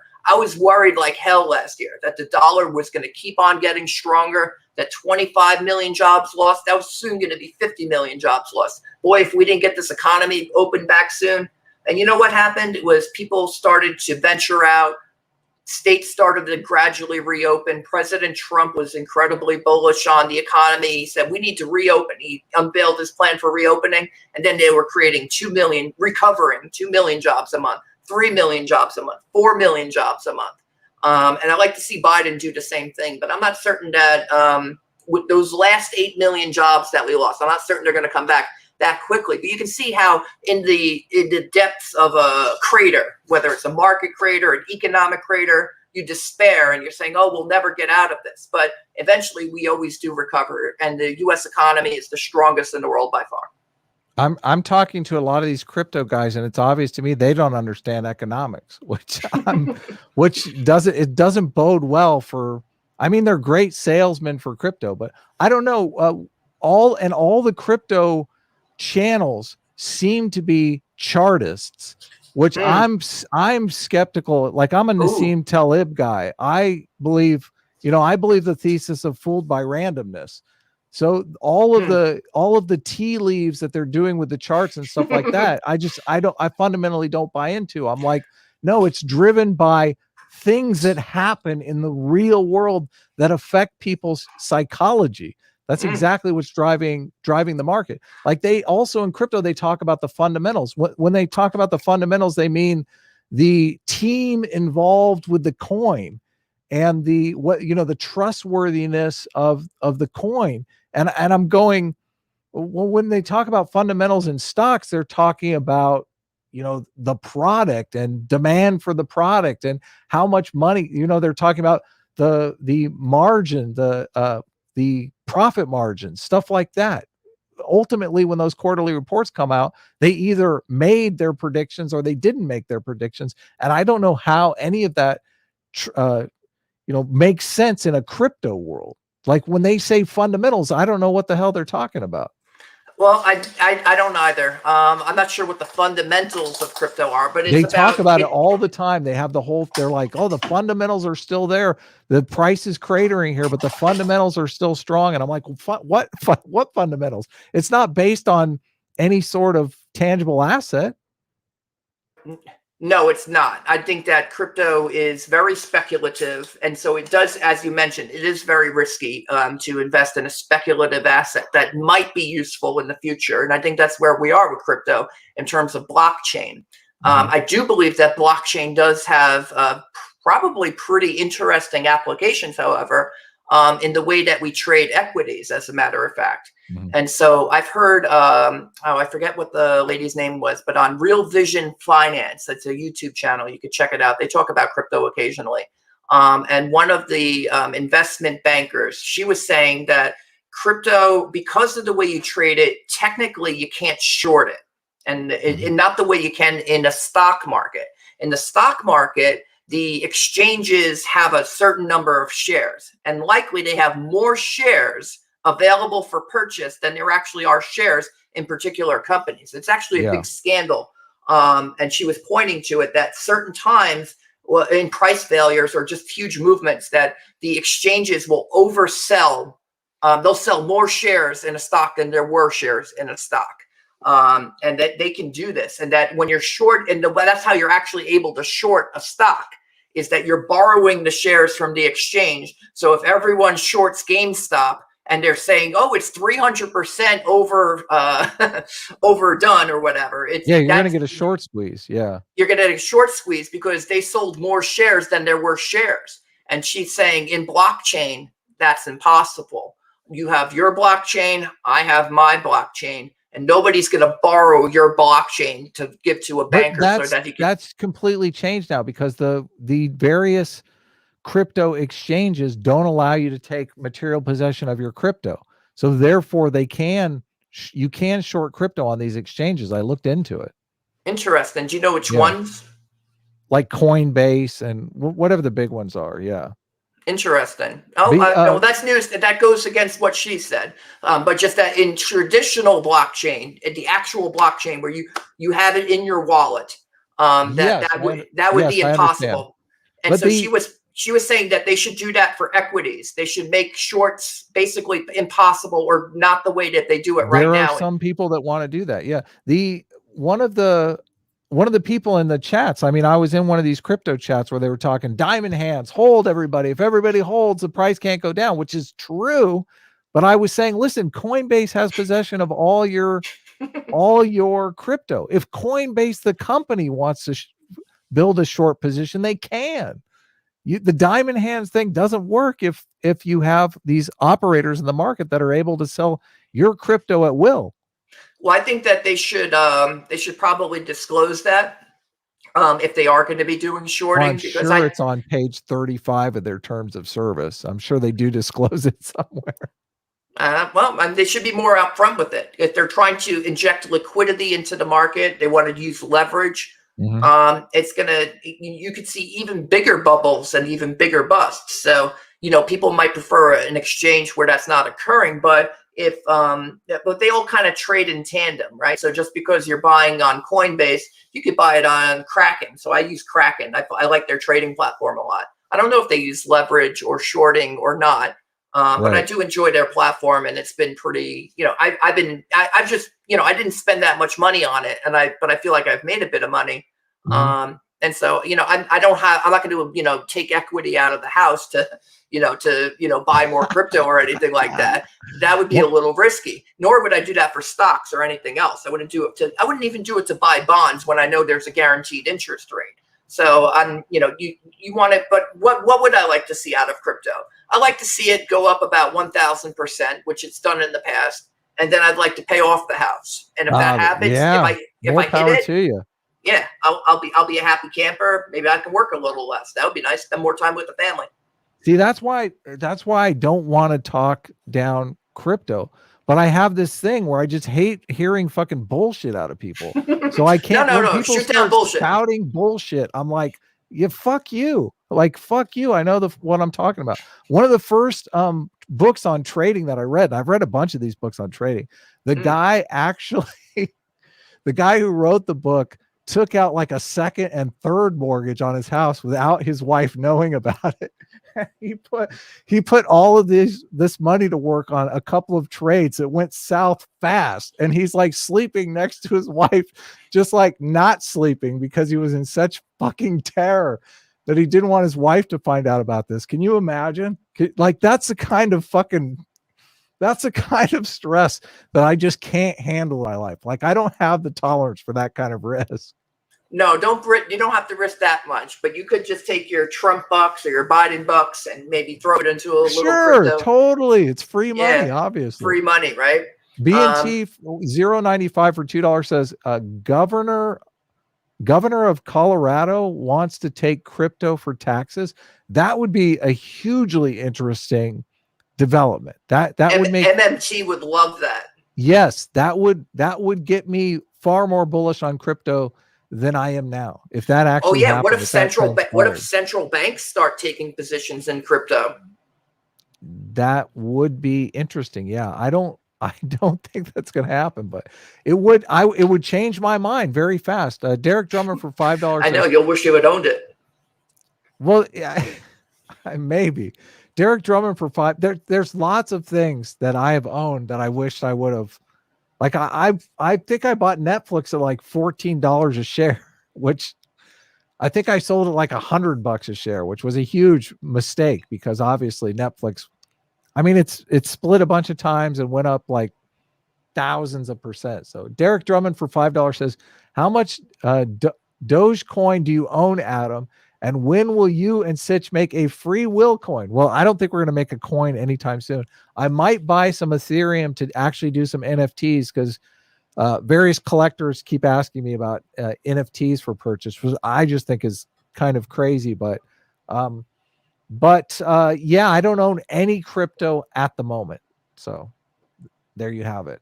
I'm definitely not talking my book. So do you want to watch a little bit of this video? You never really, I thought you were going to come out and we were going to talk gold standard. And well, no, I was meant to. The reason I wanted you to read up on the gold standard was to familiarize yourself with Barry Eichengreen and Jeffrey Sachs' work on the gold standard, which was pointing to the dangers of allowing a currency to get too strong. And so that could cause deflation. And then I was pointing to the weaker dollar causing inflation, and how my preference is always for price stability. And I was mentioning that in the Twitter thread, but I probably wrote too many tweets, and that might have gotten lost in the in the shuffle there. Squiddo says ETH gas prices are insane right now. Gas prices are what it costs to mint a NFT. Yeah, I don't know. I don't know what I'm talking about cryptocurrency. Actually, one of my business partners, Owen, had a meeting with one of the co-founders of Ethereum on the NFT stuff. So yeah, we're digging in pretty deep here. I watched like a thousand. Well, no, I'm exaggerating. I watched a bunch of different content. Anthony, I can't remember his last name. Anthony is one of the co-founders of Ethereum, and I watched a bunch of his talks on Ethereum. He's obviously like a billionaire off of Ethereum. So yeah. So my friend minted an NFT and it cost $80. Yes, there you go. So like that's expensive. That's expensive. You can get prints made quite a bit cheaper. What is NFT for? Non-fungible token. These are pieces of art that are one of a kind digital objects that people are buying. Yes. So it's like a digital print. Yeah. I was thinking about doing some NFTs of the S-Class cover that I did that everyone likes. So, but you would do, so if I only did, you can do like a print edition of 100. So there are only 100. The laws of supply and demand apply here, right? If there's 100, you're going to think, well, that's not worth as much as if there's only 3 or if there's only 1 in existence. So, and basically you're just buying bragging rights. You're saying, I own this. I own this. I own the digital version of this piece. You don't own any of the rights to reproduce original artwork. It's like owning original artwork. Yeah, we gotta wait. Before we watch this video, let's talk about the Comicsgate thing here. I have a book. I got the Starblades book. I backed Starblades forever ago. It's one of the books that I really wanted, and I didn't know if it was going to come out because, you know, obviously it was delivered late. But I have no problem with the fact that this book was delivered late because this thing looks fucking amazing. I don't know. Did you get Starblades? No, I backed Starblades. I've actually purchased over 200 crowdfunded books since 2019. I am fully committed. You know, I love Comicsgate, what Comicsgate is doing as me too. Freedom from the mainstream and just an alternative way of publishing with a lot of people who are invested in it. And, you know, with a little focus on things like cancel culture and, you know, removing politics, as much of politics as we can, so we can have a little bit of escapism in our fantasy and in our entertainment. And I think that's really lacking right now. So I think Comicsgate is absolutely right about that. It may not seem like, you know, CG is always winning that argument, but I think they've won that argument. I think people are sick and tired of all the politics that comes in our entertainment, leaning all one way. And they would just prefer that it would not be political. And you don't want to hear things about like what Ethan was going through at DC and other creators in the mainstream but just because they were on the opposite side of the political spectrum, they weren't allowed to be professionals anymore. It's like, that's total bullshit. And so that's kind of some of the cancel culture aspect of it that kind of caught my attention. I read about Martina Markota on Zero Hedge, and they were talking about her debanking situation. I think it was from Chase or something like that. Yeah, that's crazy.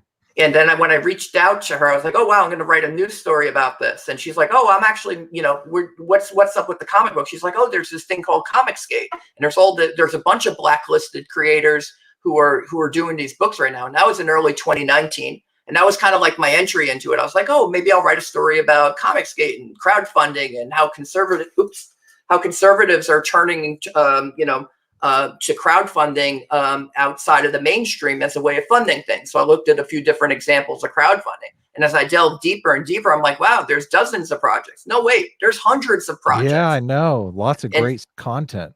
Absolutely. And it's just like, wow, maybe somebody should chronicle all of this. And so by the end of 2019, I was looking at Comicsgate, kind of branding. I think John Delarose was talking about a Comicsgate imprint, and I saw him and Ethan kind of jousting on Twitter. And I'm like, oh, wow, nobody seems to be protecting the word Comicsgate. I wonder if there's a Comicsgate website available. Like, did anyone buy Comicsgate.com? And that one was taken. Someone has it on, what do they call it? Domain squatting. They're like charging like $5,000. Really? Preston Poulter's domain squatting on Comicsgate.com. Who could have guessed it? Well, maybe Preston's doing it. Maybe just some domain squatter. There's just like companies that go around and buy what are perceived to be valuable names, and they could just be sitting on it. But Comicskate.org was totally available. Comicskate.net was taken years ago. It's actually a Arabic comic book translation service based out of Turkey, I believe. But Comicskate.org was absolutely available. I picked it up for 18 bucks. Nice. And that was in late 2019, and I started developing it. And I wanted to see if there was a way to get every single project onto Comicskate projects, people who call themselves Comicskate. This section of the website is randomized every 7 minutes. This updates. You can paginate through it as well. There's a help wanted section, but people haven't taken advantage of that yet. And then it posts all of the latest Comicskate videos. So you can keep up with your favorite Comicskate creators, get the latest videos in your inbox every single day. Or you could just follow us on Twitter at Comicskate Video, and you will get all of the latest videos and a random selection of projects in your Twitter feed every single day.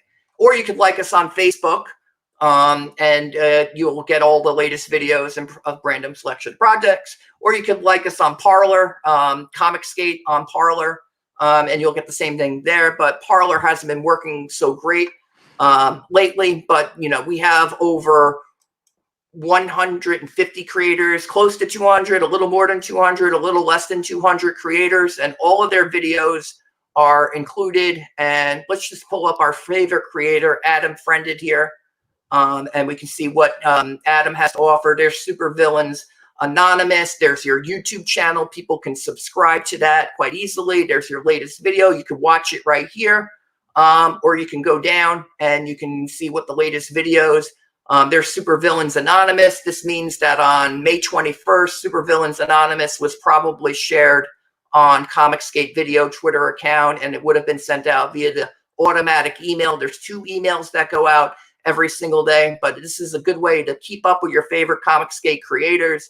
And you can just, subscribe to Adam's Twitter right there. Again, there's the YouTube channel. Check out Super Villains Anonymous.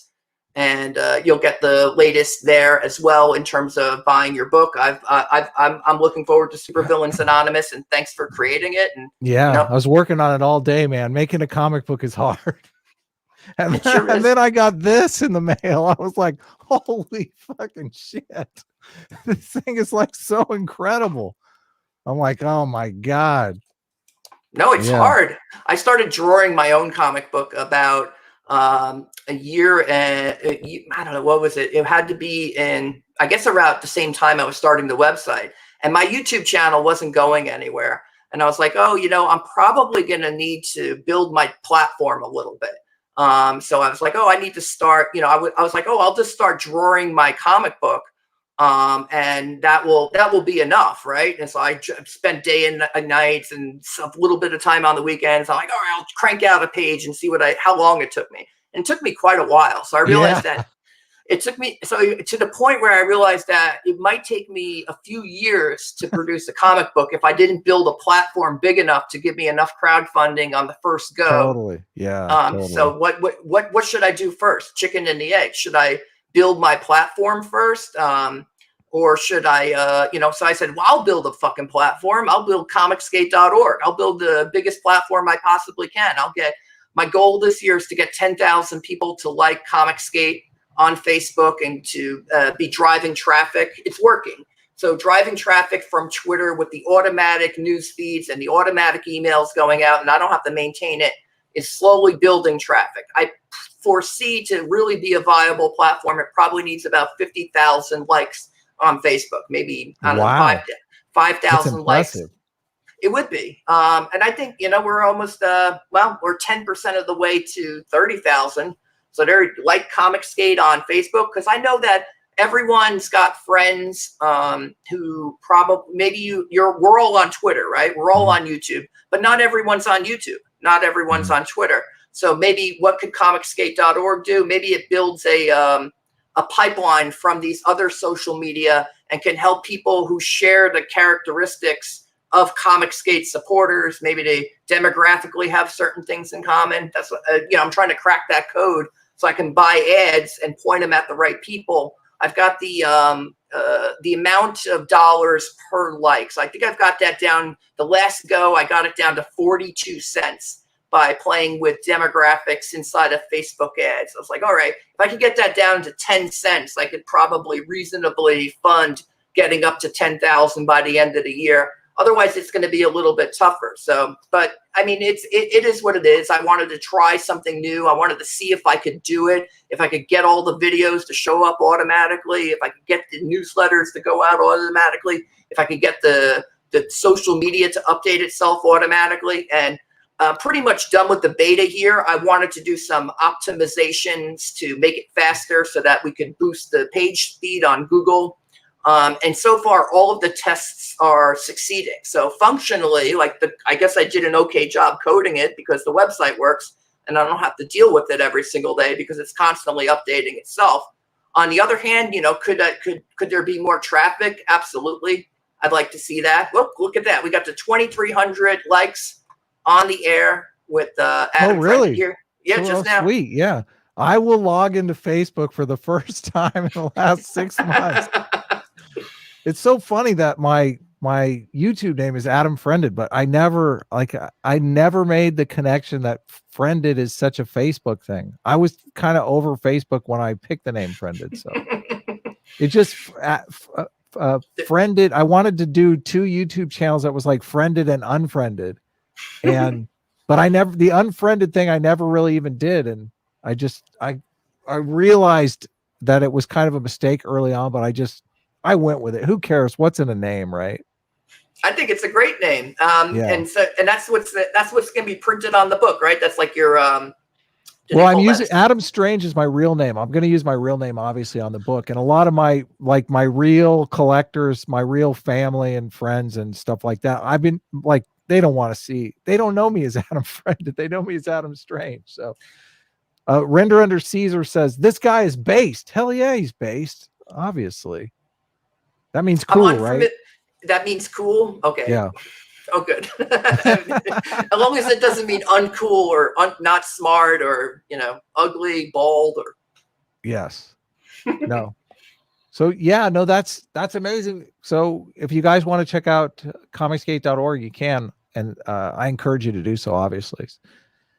So you want to, we have about 20 minutes left. You want to look at this video, which is the video that I was bringing out to, I guess, argue against the gold standard, but you're kind of against the gold standard anyway.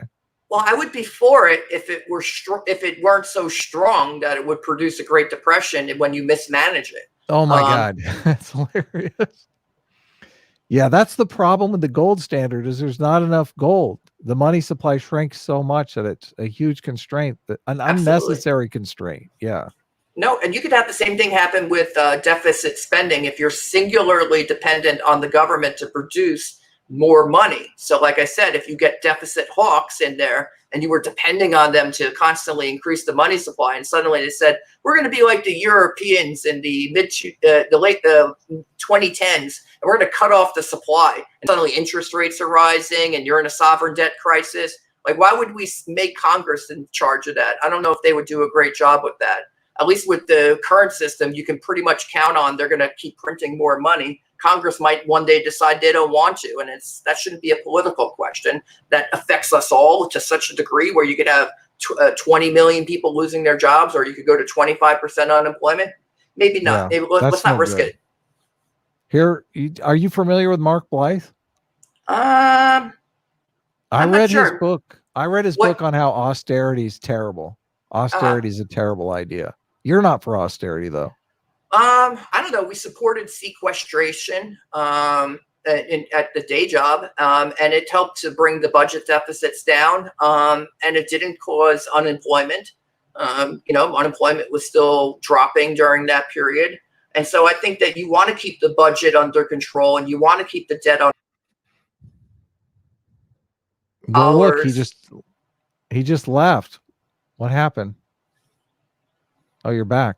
Are you there? Oh, can you hear me? Yeah, you dropped out for a second, but I don't know. I'm sorry.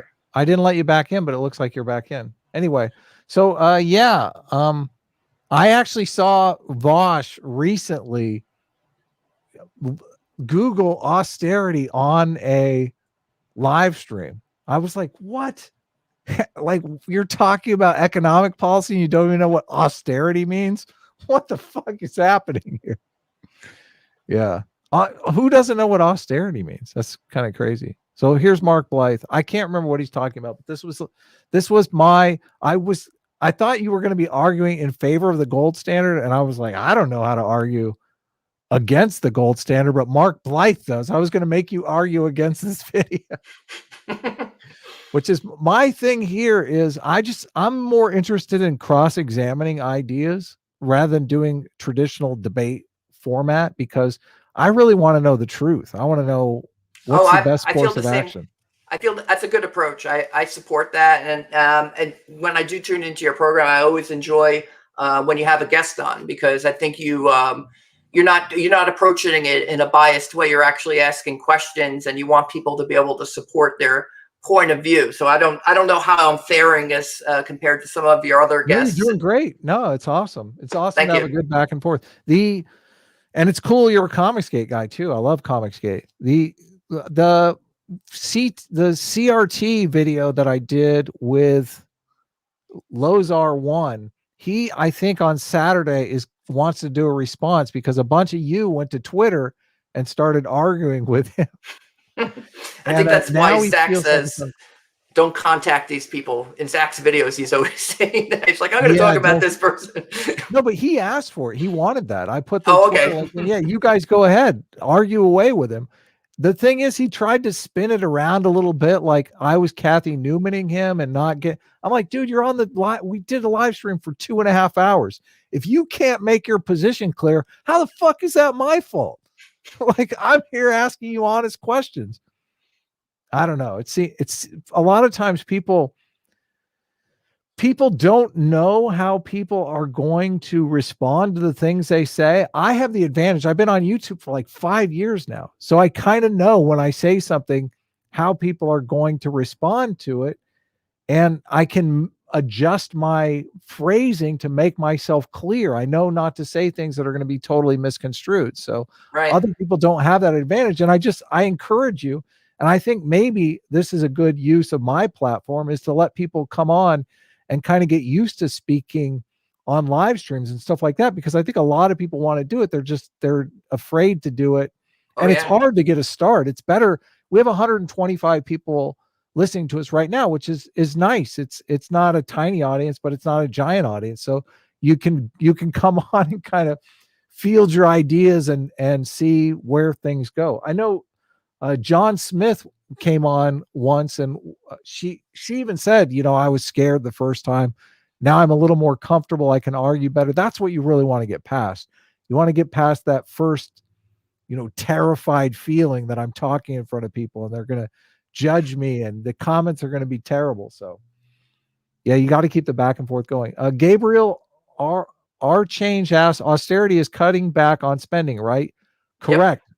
Mark Blythe wrote an entire book on austerity, and austerity, he makes the argument that austerity is bad. And the book is great because he even goes into how austerity was the cause of World War II and the rise of the Third Reich in Nazi Germany, which I didn't expect this, because I love it when books come in and they a lot of these economists have to use history for natural experiments to make their points of view, to make their arguments, basically pull out evidence for their arguments. So yeah, it's interesting. If you are at all interested in history, it's also interesting because you hear the history and stuff like that, which I find fascinating as well. So I'll hit play, and if just start talking and I'll pause if you want to say anything about anything he says.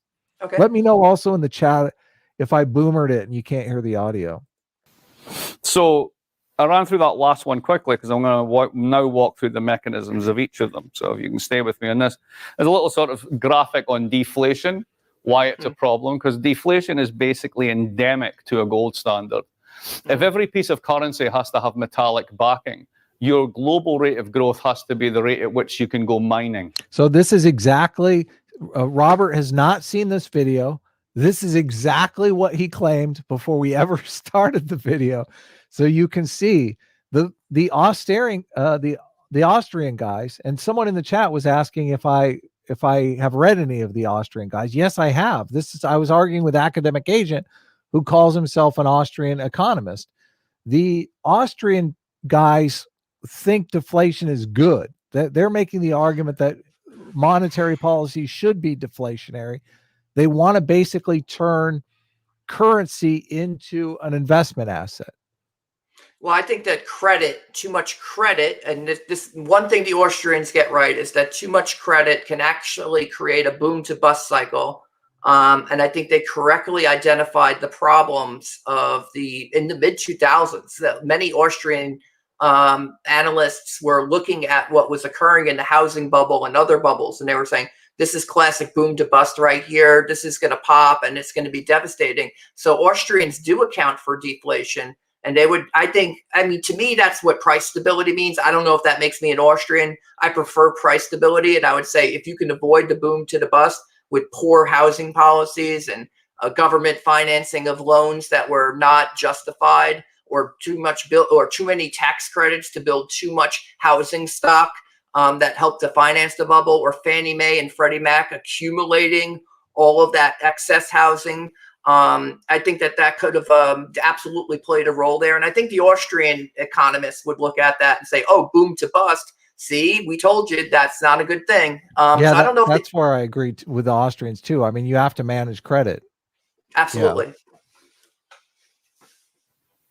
So if you have a technological boom, as there were lots of in the 1870s through the 1910s, then you can't adjust the money supply. So what has to happen is things become more expensive. So see, he addresses the productivity side of the equation by saying, you have a technological boom, which creates massive amounts of productivity relative to the available money supply, which squeezes wage earners. But it also means that to make more profits, what do you have to do? You have to push down on wages. So what happens? Follow it through at any particular... Yeah, you got some background noise. I don't know. Is that the cat? No, I'll mute when my air comes on. It's the air conditioner. Gotcha. Point. You've got smaller cash flow and profits for companies. That leads to a reduction in production, leads to increased unemployment. That gives less spending on goods and services. You get an oversupply of goods and services relative to market demand. And then you wait for prices to fall. When prices fall, that sends a signal to business not to do new investment because you're making less money than before. And thus it continues. So gold standard arrangements are inherently deflationary. One might add the EMU arrangements are very similar. So again, the wages are the main... So and you agree with all that, right?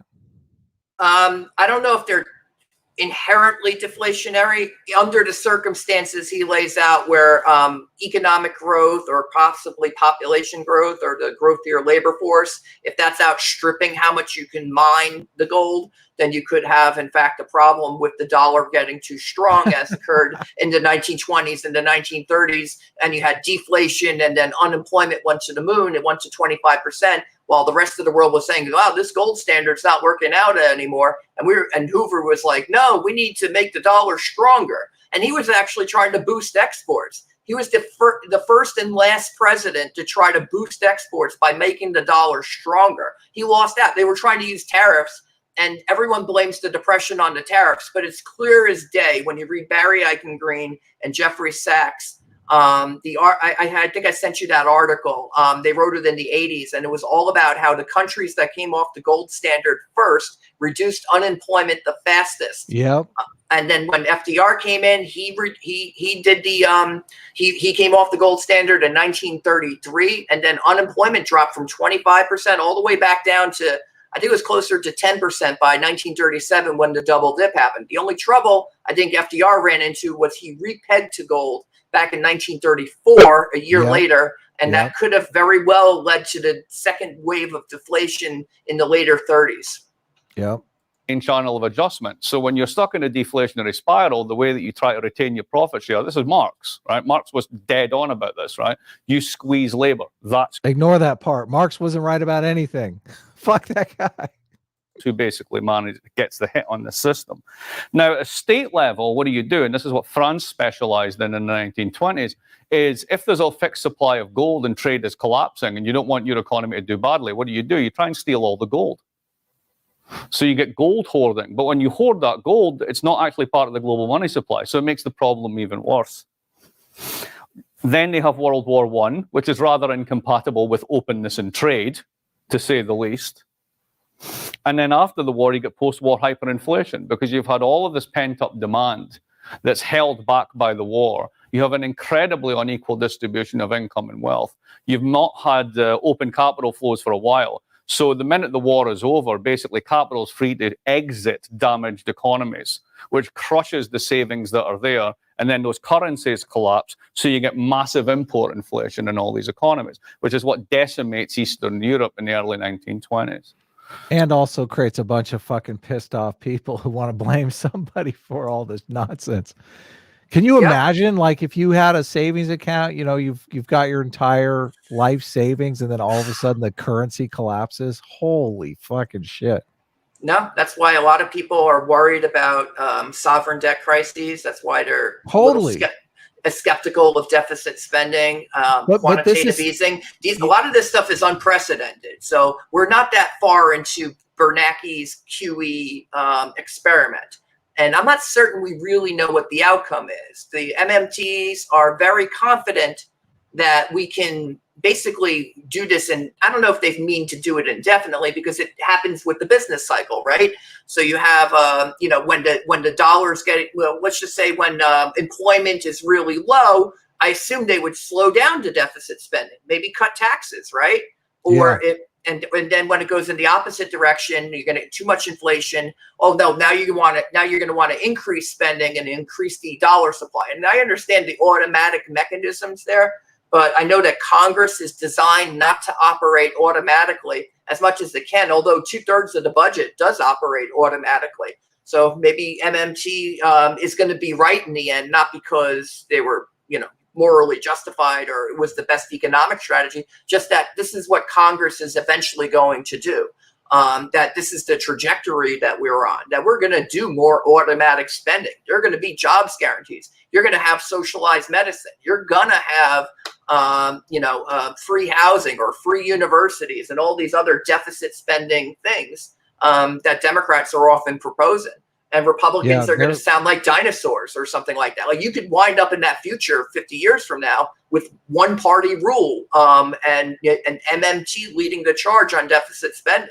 So I think that I don't favor that. Number one, I don't like one party rule. And I wish Congress had more power, not less. Deficit spending is just such a, I don't like the term deficit spending at all because it's such a just misdirection. The deficit is the money supply. The money supply needs to be a certain size to match productivity. So as productivity goes up, I mean, you accept it in the gold standard model, like you're saying. No, this is a challenge. Gold.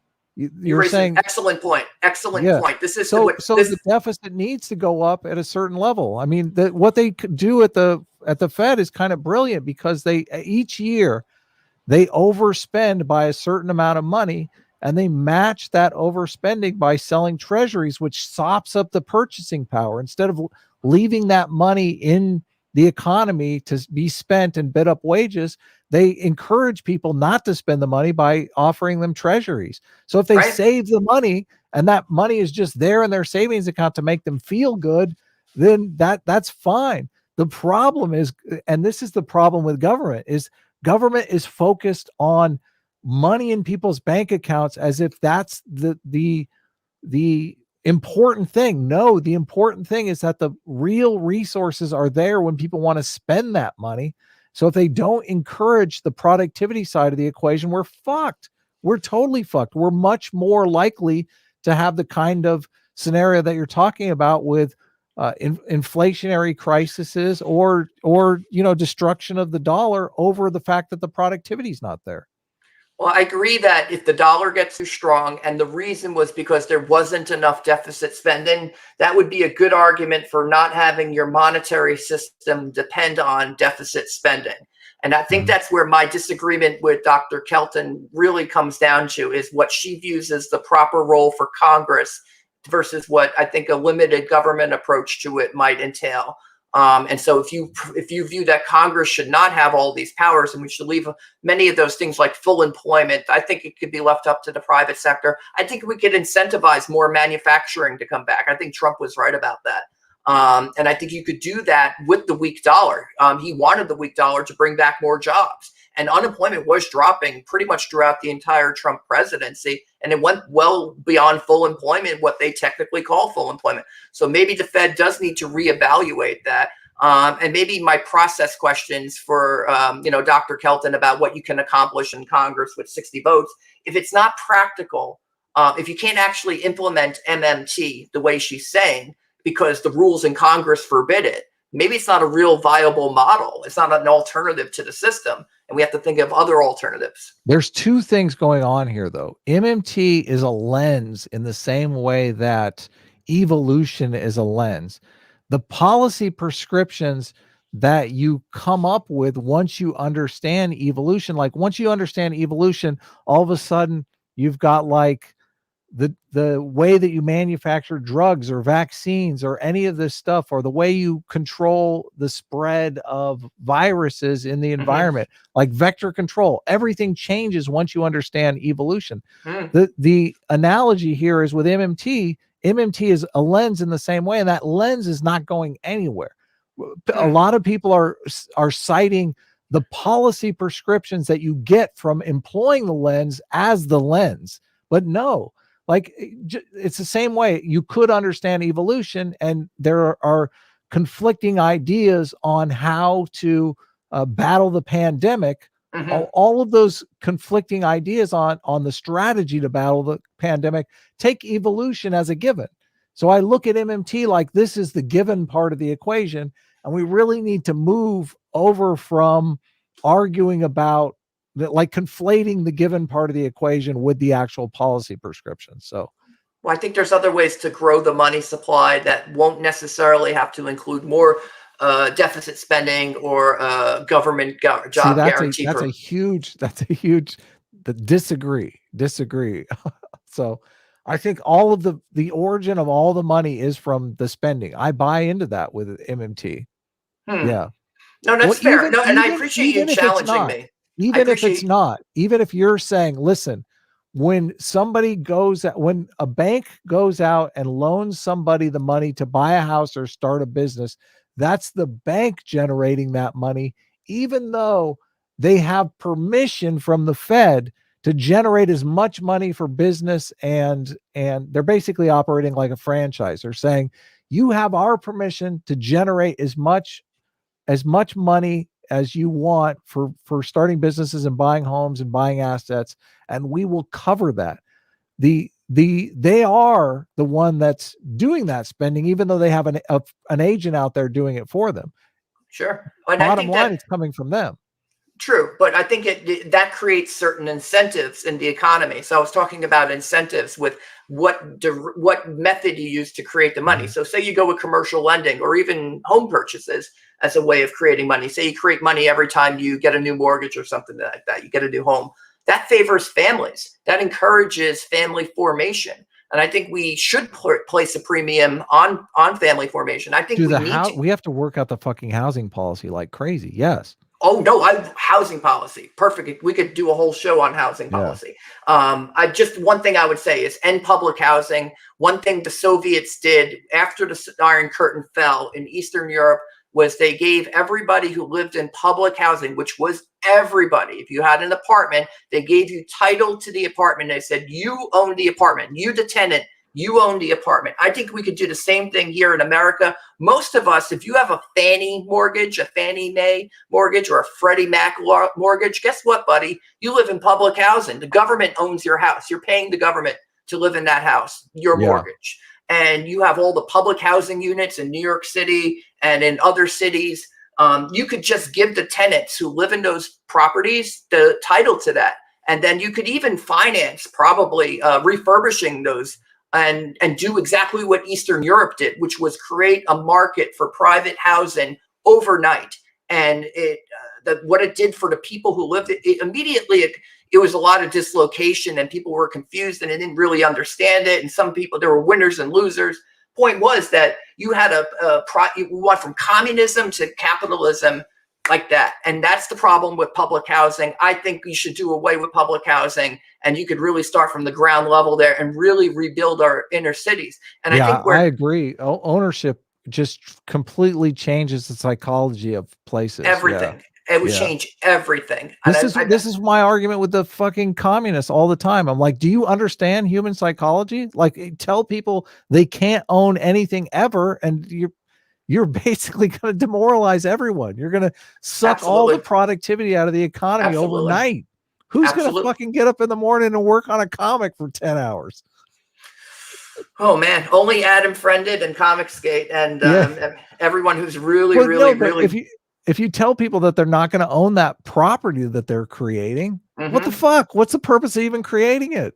No, you're not going to take care of it. And so that's my theory, is that people, if you did do public housing and give it to people, and people are like, whoa, you can't give it away for free. Why don't you give them a loan? Why don't you do this? It's like, we've been doing this for basically for decades. And with the cycle of poverty, when unemployment goes up, where it disproportionately hits the worst? In the inner cities, in these communities that are dependent upon Section 8 housing and public housing. And the last people to get jobs when the economy is supposedly booming is the people in those communities. And I think Trump really wanted to address that. When, at the day job, I promoted that idea of, why don't you do public housing? Oh, Trump's a builder. He could rebuild the inner cities. And maybe if he had a second term, they would have gotten to something like that. God, I hope Trump runs in 2024, just because it would be so fucking, it would be so That would be crazy. Amazing. That would be awesome. Oh my God. Ginger Miss Prime for $7.99 Aussie dollars says, Adam, explain Austrian extreme Australia before the GFC, surplus budget and no public debt and still money in circulation. I guess this is arguing against the fact that the money supply is dependent on deficits. Yeah. No, that's true. So is he saying that their money supply went to nothing? Because the Austrians on Twitter argued this too. This is what they said to me, because I said, listen, the deficit is the money supply. And they immediately said, well, what happened when Andrew Jackson in 1865 got rid of the deficit and we didn't have a deficit, right? Well, it's not true though. It's not true, because I went and read a book on Andrew Jackson. I figured out exactly what happened. The states had their own fucking currency at the time that they were printing themselves. And not only that, they went so crazy with printing currency that it caused a fucking depression. So you needed a monopoly on that. Yes. So the federal government had to step in. So the money supply went from being the federal money supply to the state money supply. And the states mismanaged it, competed against one another and drove the fucking shit crazy. So yes, that little interaction with them made me realize the fucking MMT people know what the fuck they're talking about. Obviously. Well, yeah, you could theoretically pay, and Dr. Kelton says this in her book, you could pay off the public debt. Yes. Just by printing the money. Yes, and giving it to the people. Here you go. Here's your debt. Here, China, you have $1 trillion. Here's $1 trillion. We're redeeming the treasuries now. And you know what people would say? They'd go, well, I want the treasuries. I'm getting interest on the treasuries. I'm not getting interest on the dollars. Well, no, bring back the debt. No, that would now the capital requirements at the banks are very interesting. After 2008, the financial crash, they changed the capital requirements at the banks. And so you went to, you're in all of these new monetary schemes. Every time there's a big crash, they change it. So after World War I, they changed it. You had the intra-war gold standard, which was different from the classical gold standard from the pre-war era. In the post-war era, you had the Bretton Woods gold exchange standard. Nowadays, after 1971, you have what I guess you call the dollar reserve currency standard. And that's very, they call it the exorbitant privilege for a reason, because everyone needs treasuries to basically get to our market. So They want to use them sell as us good. collateral for all kinds of shit.